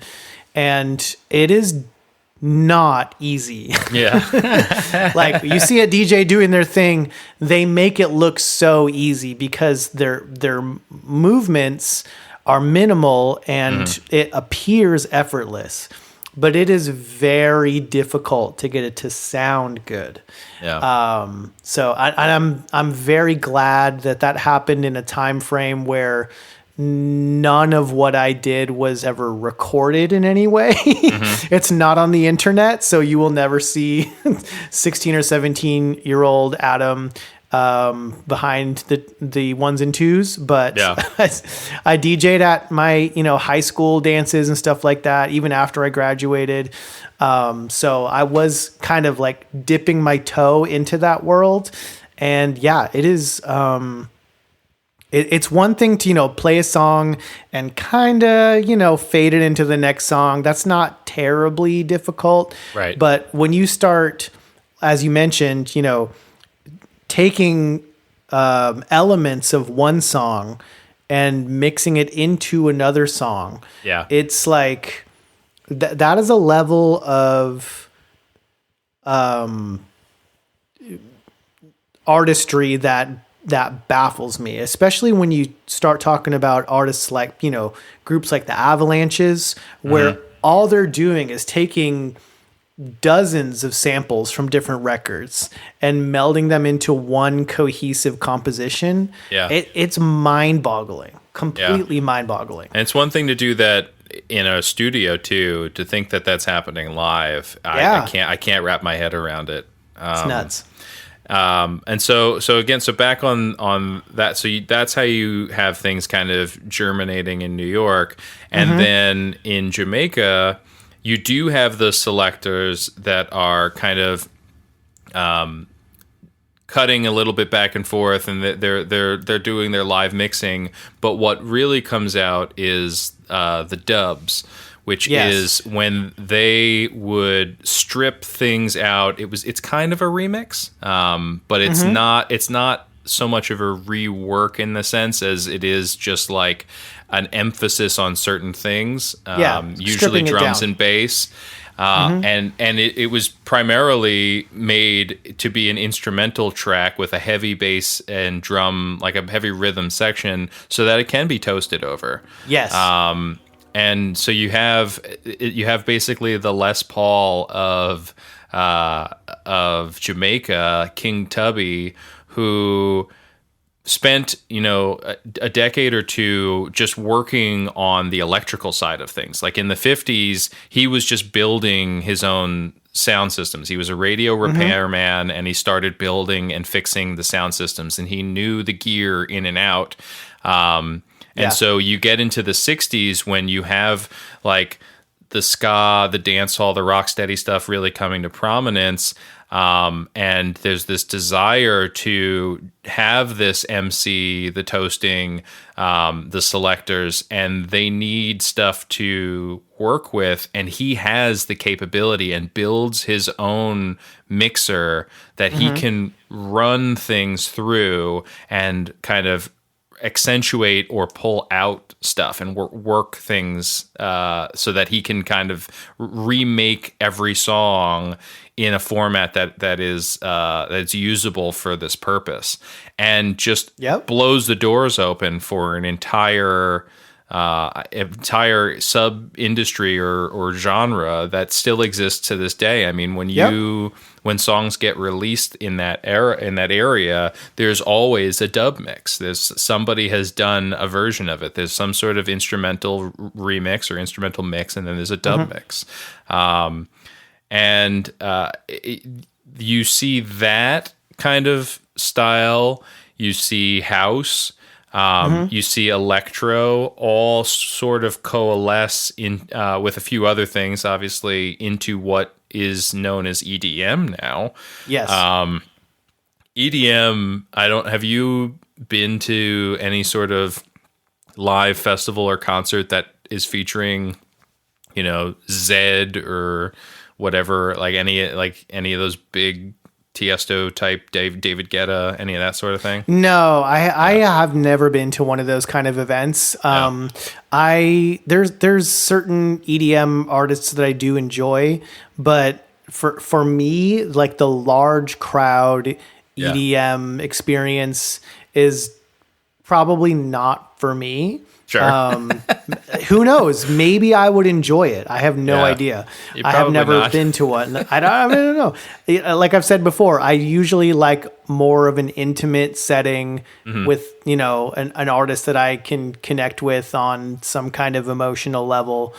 And I don't think an EDM artist in a huge field with, 10,000 people on MDMA is going to do anything for me. But who knows? I've never done it, so who knows? But it's one of the biggest things. I mean, like the festivals, they go for 4 days. They go till 3 a.m. These artists are some of the biggest artists on the planet.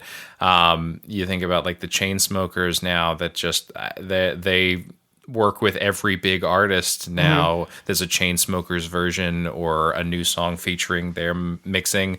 And it is interesting then to see. So I've been to a few festivals where this is happening. I don't spend a ton of time at the stages, but enough to kind of soak it in. And there's a lot of lights. It's a lot of the presentation. It's a lot about the experience.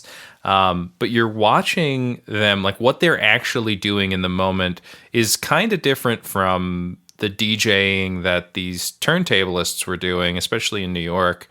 'Cause they'll have their CDJs or whatever, but then they'll have like a sampler pad, like with a bunch of glowy buttons or whatever, and they're kind of like live triggering samples and sounds and things like that. I think they're also controlling some of the lighting and whatnot. I want to give them a bunch of credit. The skill is undeniable.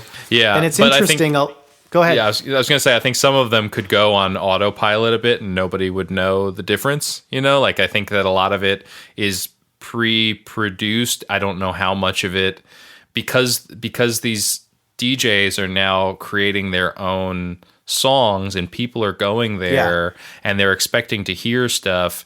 They'll remix it live in real time, so you're not hearing just the cut that you heard on Spotify or whatever. But I just don't know. I'm not with it enough to know the amount of work that goes into doing that in a live setting, Yeah, it seems it's a completely different skill set. There is it's they call it mimicking, where you kind of mime doing the motions of a live mix to it's basically it's basically like lip syncing. Exactly. Oh God, don't tell me that. No, it exists. It's a thing. It's very controversial in that world. The same way that lip syncing is controversial, for someone who considers themselves a singer. Right. So, so depending on your, I guess the way that you interpret or the way that you value the way that music is presented or performed in a setting like that, it might be no big deal to you. It might turn you off. It depends on the person, and it depends on your your approach Yeah. to consuming that type of music. You know, I personally feel like I would feel a little bit cheated if I went to go see, you know, I'm trying Dead to think Mouse. of, Yeah. you know, I think Dead Mouse does it live. I don't know how Marshmallow's doing it with that head, but I think that the only artist I can think of that I really, really enjoyed listening to, but ended up being a little bit disappointed when it came out that they may be mimicking, is the group Justice.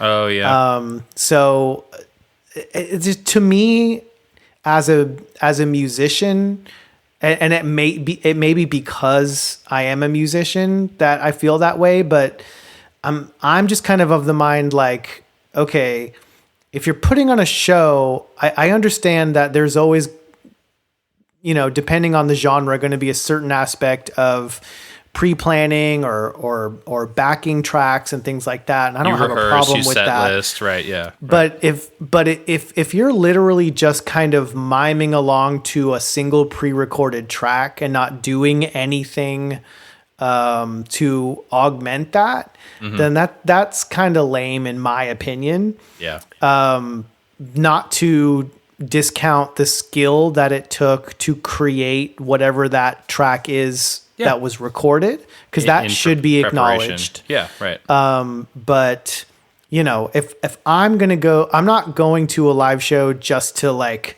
dance, you know what I mean? Like just to hear something and dance.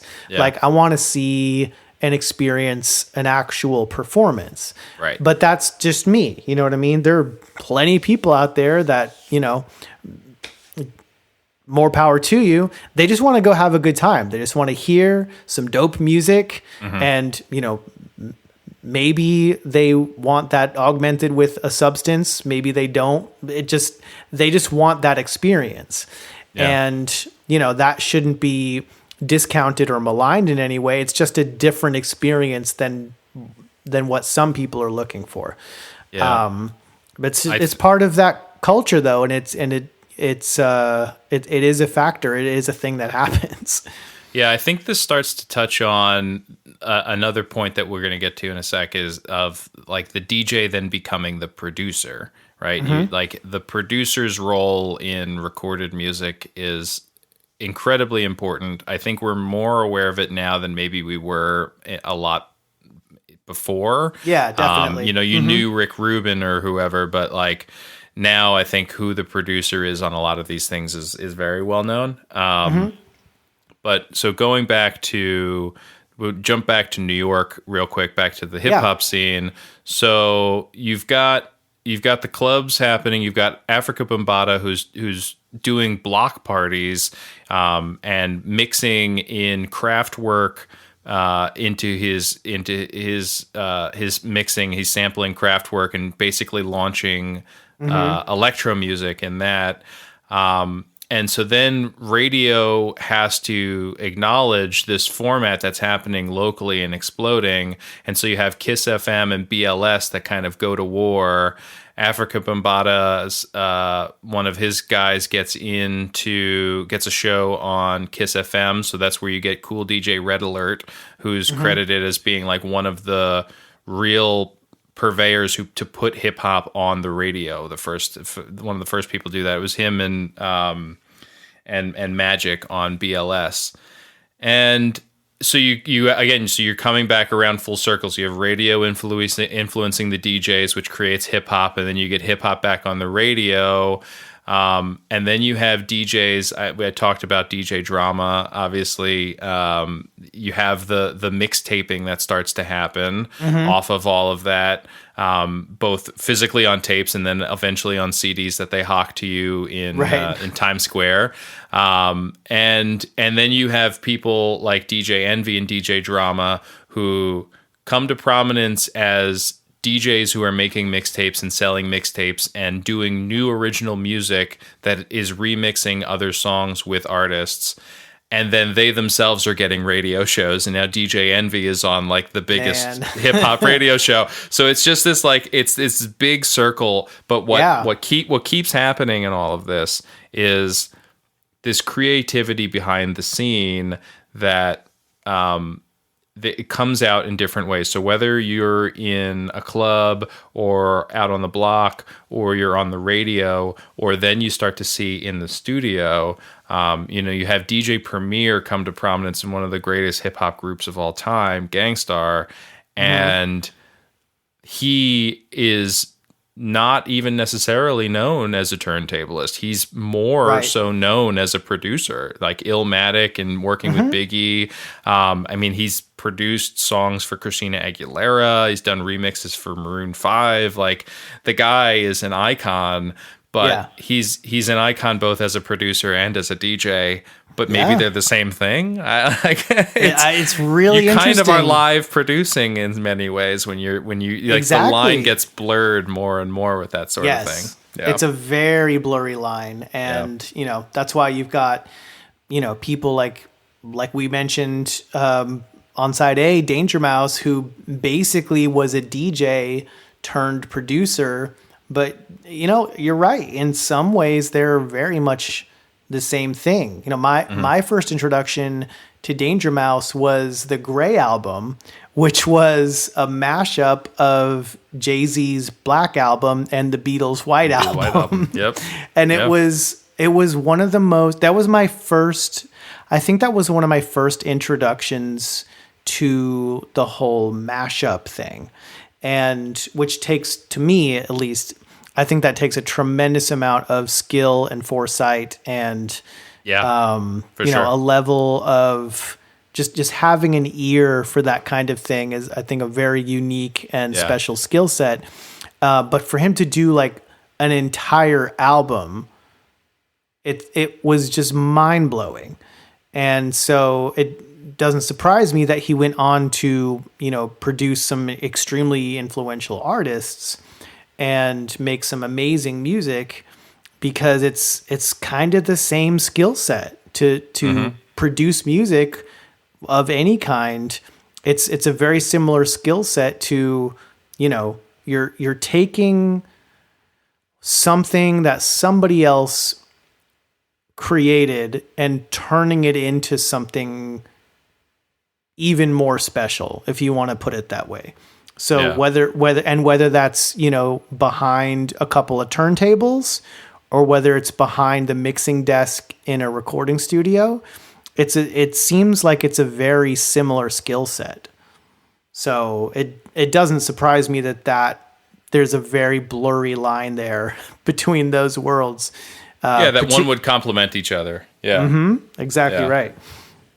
Do we want to touch on a few of our favorites? I mean, admittedly, like, it's not a space that I have a ton of personal investment in. Like, I have a lot of appreciation for it. We talked about Mixmaster Mike. I mean, he was probably him and Funkmaster Flex, like Jam Master Jay, Ali from Tribe Called Quest. Like, those are some of my first exposures to like what a DJ is doing.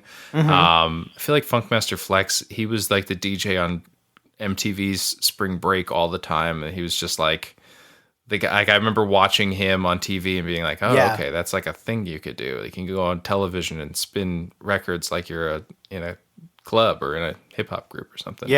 I was aware of it, but I do feel like Mixmaster Mike working with the Beastie Boys and Hello Nasty coming out and the music videos, particularly 3 MCs and 1 DJ, that was the first time that I recognized kind of what exactly was going on behind the turntables, and maybe it was his style, or maybe it was more just like the very raw nature of that, almost looked like security camera footage in that 3 MCs and 1 DJ music video, where it's just like, it's just like a camera, and it's just, or multiple angles of these low quality cameras just capturing what's happening. And that music video was not synced up with the album track.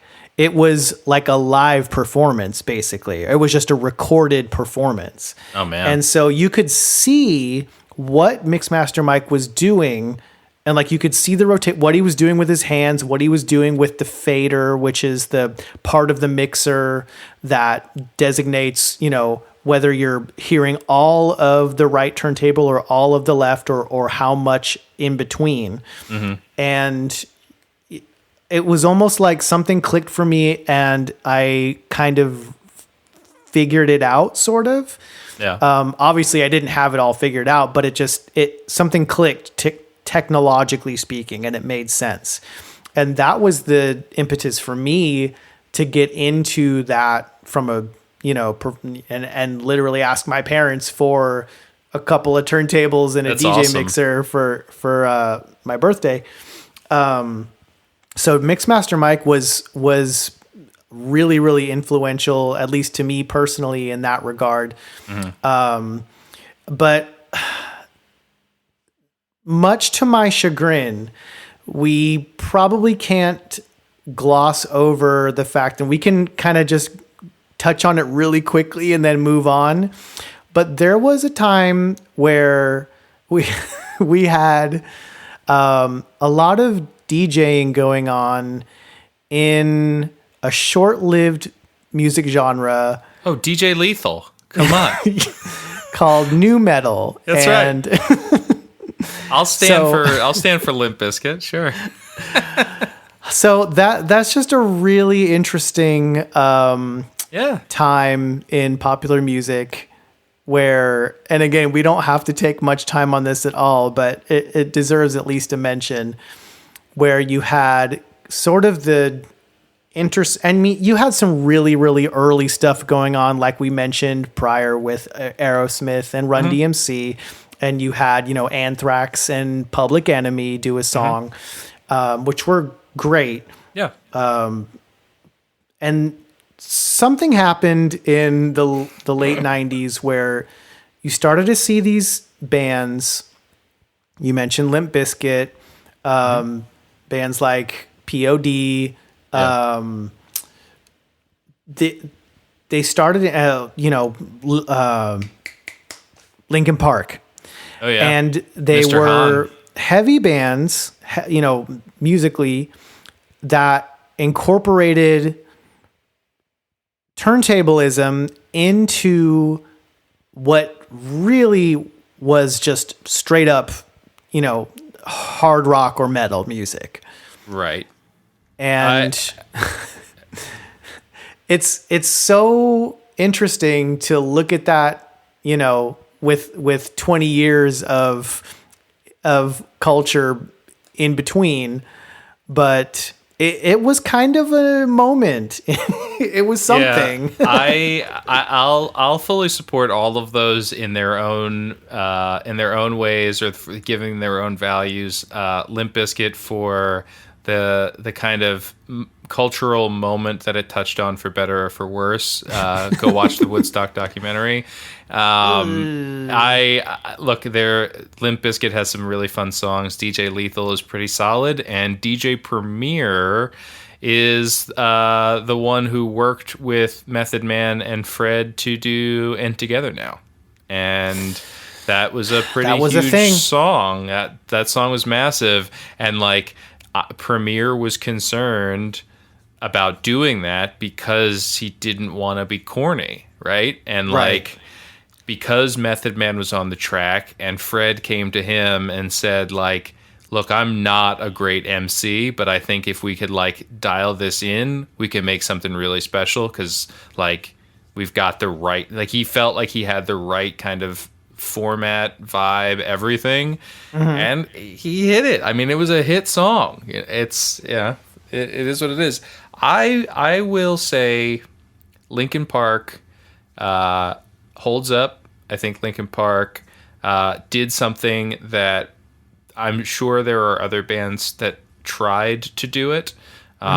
Nobody, I think, pulled off the hard rock kind of melding with the sampling. There's a reason why that Jay-Z thing happened. That it was cool, and was never properly replicated. MTV tried to do it again with like Ludacris and Sum 41 or something. It's just like it never worked because there's no one else did what Limp Bizkit was able to do, because they had a singer and then they had an MC. Like they had these two vocalists. Park.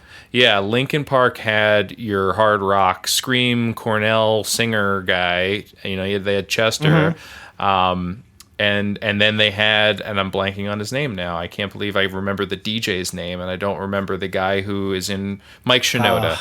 Mike Shinoda is the MC of the group, and so you had this kind of duality that they built in, where you've almost got Mr. Hahn and Shinoda as the MC DJ combo, and then you have the hard rock band, but they're both existing within the same space. They blended that seamlessly. They deserve props for that. Whether you like the music or not, it's undeniable. It's like I can appreciate a disdain or just a lack of interest in the angsty new metal vibe of it all, but you go back and listen to some of the stuff they were doing, and I think I've said on here, like, that was my first concert that I went to without direct parental supervision. Like, they took us there, but they dropped us off.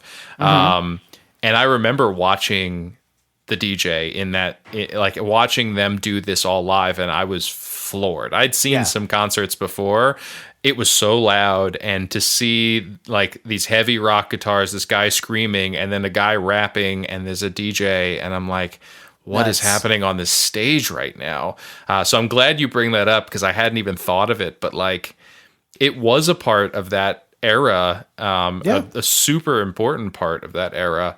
And again, like, as you see things splinter into all these other genres, it did create just another subgenre I didn't even think of at that time, which dominated TRL. You know, it was all that everyone was listening to when I was in high school. So it was huge. It hit hard and fast, and then it burned, fizzled as quickly as it came. But Korn still exists. Korn did an album with Skrillex. Like, they're still looking for ways to reinvent themselves. You know, there's still different ways that people are taking EDM and merging it with rock, or DJ and merging it with rock. There's a Skrillex song, and the video is cringy. But there's a Skrillex song that features two of the members of The Doors, and like samples Jim Morrison and celebrates their legacy.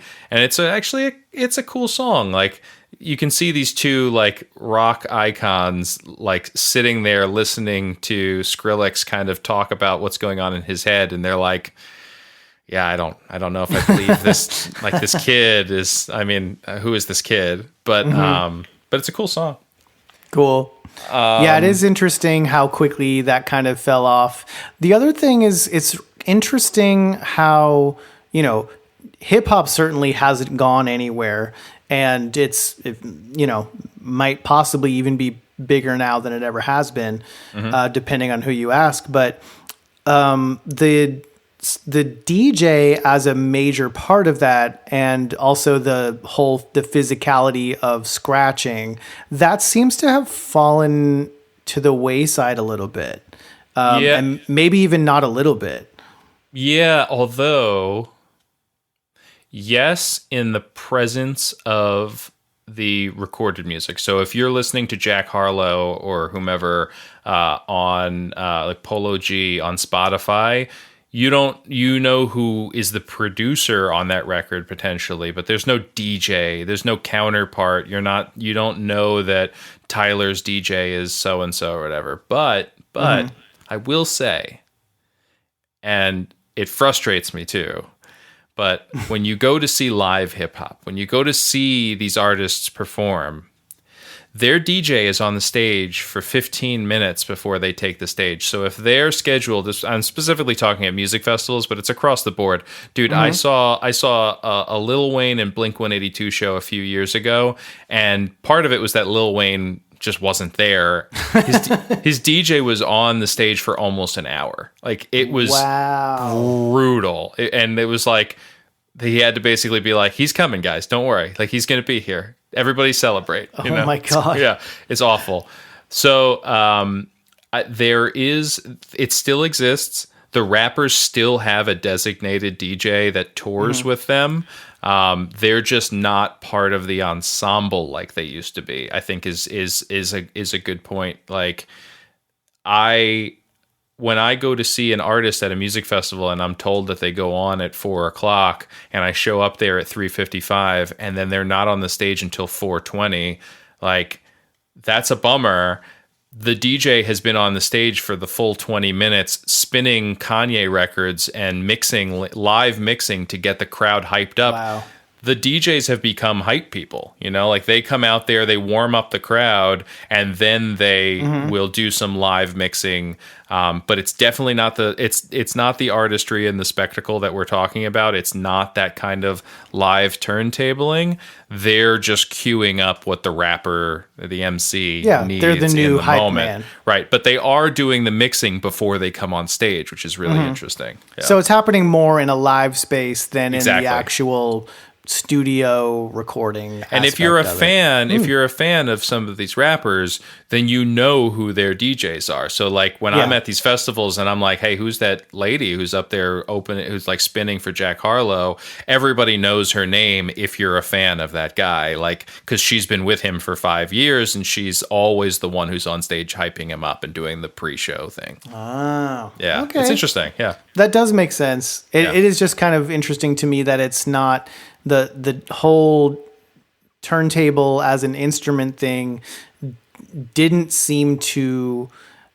I mean, look, every music genre is always evolving. You're always going to have throwback artists, but it's just interesting to me that the turntable as an instrument didn't really survive, at least not in hip hop. It seems anyway. sampling's tough. Sampling is tough too. I mean, like there were times the legalities have gone crazy. That's exactly it. That's exactly it. Is I think that live turntabling also presents a lot of liability too. That could very well be it. You have a lot of DJs who are very good at kind of hiding and manipulating their samples so that they're not easily picked up as to what it is. But there's a great story about Premier getting sued by some jazz drummer who, like, if you listened to the track, you probably I don't even know how that guy noticed that it was his drum fill that he was using, because the Premier was like, I manipulated and hid that so much that, like, if you listen to the original thing, it's very hard to hear that.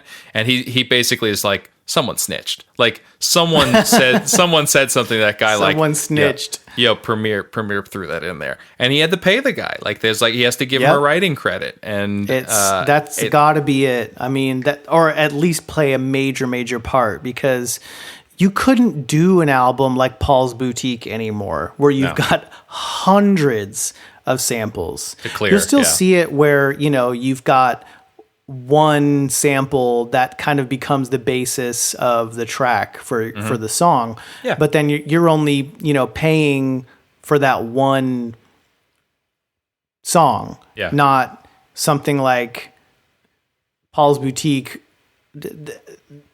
You could take an entire, college course on all of the samples in Paul's Boutique. It's hundreds of samples. Yeah. And it's the legality behind that nowadays, that you're right. It could very well be what killed the DJ as an instrument thing, at least for the most part. Yeah. Well, Billy Squier once famously has said, again, as we go back to talking about how artists are building their own version of a 401k, he doesn't have to. I feel like if we talked about it, we could probably talk. I could name one or two Billy Squier songs. Like I know The Stroke, that's the song, but he's been sampled by and like full on sampled, notably sampled to the point where he has to have a writing credit by Eminem, Big Daddy Kane, Alicia Keys, Grandmaster Flash, will.i.am, Nas, like A Tribe Called Quest. Everybody has sampled this dude's stuff. Nuts. And so he has writing credits on all of those because of that. And so he gets paid because of that. It's like him, James Brown, Chic, like there's some of these artists that have they created a sound that that became so integral into what hip hop was becoming that it was always being sampled. And so once the money poured into hip hop, people start reaching in and grabbing for it because it is their content, like it is, they were grabbing records. It's out of love, but it is an appreciation, but it is, it is their actual recorded work. Yeah. And I mean, I can understand the arguments either way. I feel like there should be more leeway in the, fair use side of things. But, if somebody poured their blood, sweat, and tears into that recording, and they should be compensated for it if you're making money based off of their work. And it's, I'm sure there's a fair way to do it. I don't know the ins and outs and the legal back end of it, but it needs to be there because it's an intellectual property that you're using. Yeah. The only other thing that I really wanted to touch on really quick is, I love DJ Shadow. Can I just talk? I just talk about DJ Shadow for a quick minute, please? So since we're on this, topic of the legality of samples and how that ended up, or at least seemingly ended up warping the direction of the music industry. I feel like DJ Shadow has a very unique skill in that the samples that he uses, I was racking my brain. I can't think of a single one that is recognizable to anything. He has a personal collection of 60,000 records. Oh my God. Like nuts. So he can pull a deep cut from a, he might have the only copy of something and he's pulling a deep cut and I don't know his methodology, but he seems to have a way of finding the most obscure, wonderful, beautiful things to pull from a record and mix into an original composition. Wow. And it's really amazing. So he's, as far as like the turntablist as an artist, as a solo artist, he's by far my favorite.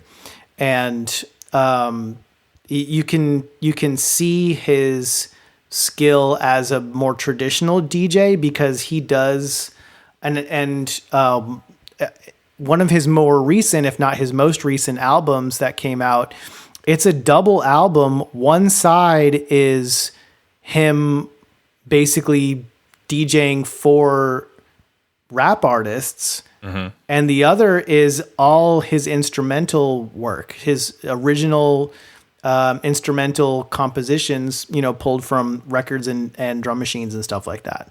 Okay. So he can do both, and I love his work with Run the Jewels.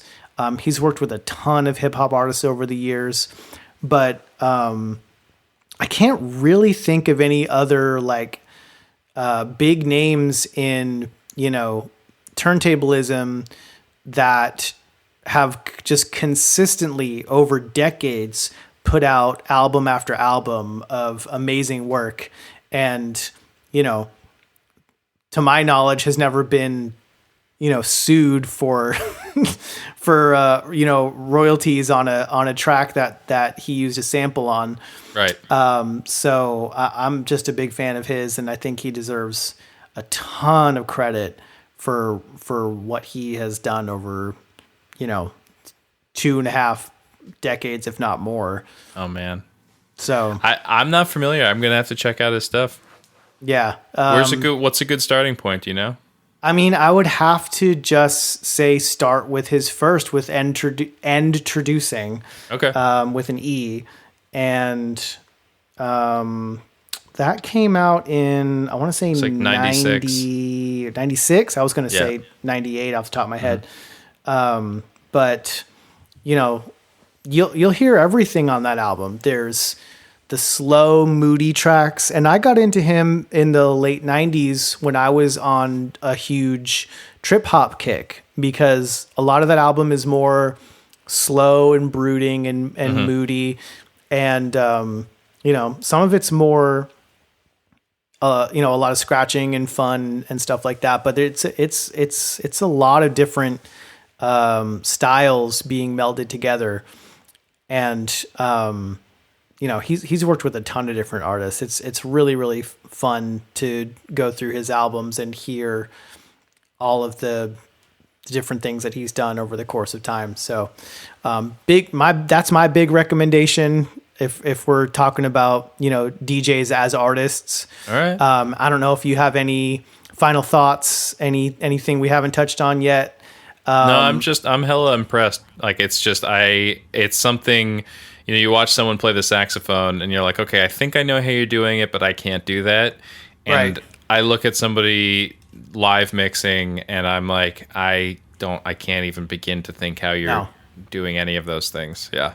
It's Too many like I variables. said, it is a level of multitasking that, you know, and even having someone that's kind of done it, it's mind blowing. Like, to do it well is crazy.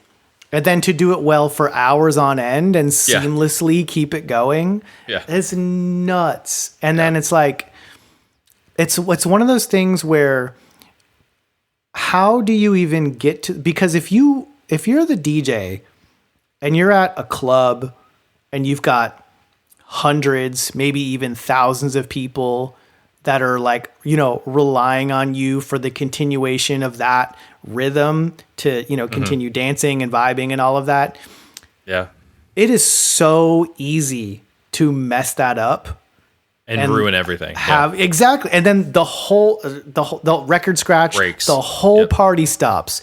Yep. Everyone's vibe is ruined. Yep. You've just ruined 100 plus 1,000 people's night. And then it's hard to get back. What do? You got to keep going, but you know, But to then have you're that like, in your oh. hand has got to be crazy. You know, like to have that control, and when you kill it, it has to feel that much more fulfilling, right? Gotta be. Yeah. Definitely. Yeah. This was a really fun episode. Really, I learned a lot. You dropped a lot of science on me, so thank you for that. Right back at you. So if there's any hope for the future, is I hope that quote unquote turntablism comes back. As we've talked about many times on this show, different styles and different instruments used in certain genres. Everything seems to be very cyclical. And so I'm hoping that the turntable as an instrument makes a resurgence. I think if you look around, I mean, you mentioned Twitch early on here, and Twitch is indicative of stuff that is going on and has gone on the radio. You can find broadcasts, terrestrial and otherwise, where these DJs have gone on Friday night, Saturday night terrestrial radios, usually on the hip hop and rhythmic channels, have been dedicated many times to designated DJs still. So you can still hear live mixing on, and you can listen to tons of terrestrial stations online now.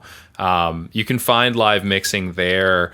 I'm interested to look into this Twitch stuff and see what's going on over there, because it feels like the next kind of opportunity, like Africa Bambaataa in the park, just playing for everybody and bringing everybody in. Like, it seems like, oh, everybody can just tune into Twitch for free and get exposed to this, you know?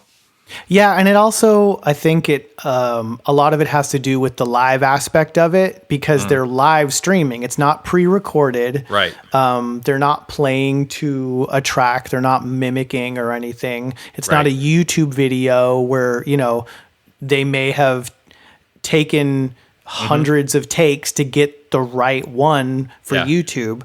It's live. So if they mess up live, it's there for however many, That's right. It's there in perpetuity because it's the internet. So someone's going to clip, if you mess up, someone's going to clip it. It's there forever. So I'm going to have to take through Twitch and look for it. It seems cool. Yeah. I would start with the ones that I recommended earlier. There's every genre you can think of. I'm more lean towards the hip hop and chill kind of vibe. That's just what I need in my life. I need some chill. Yeah.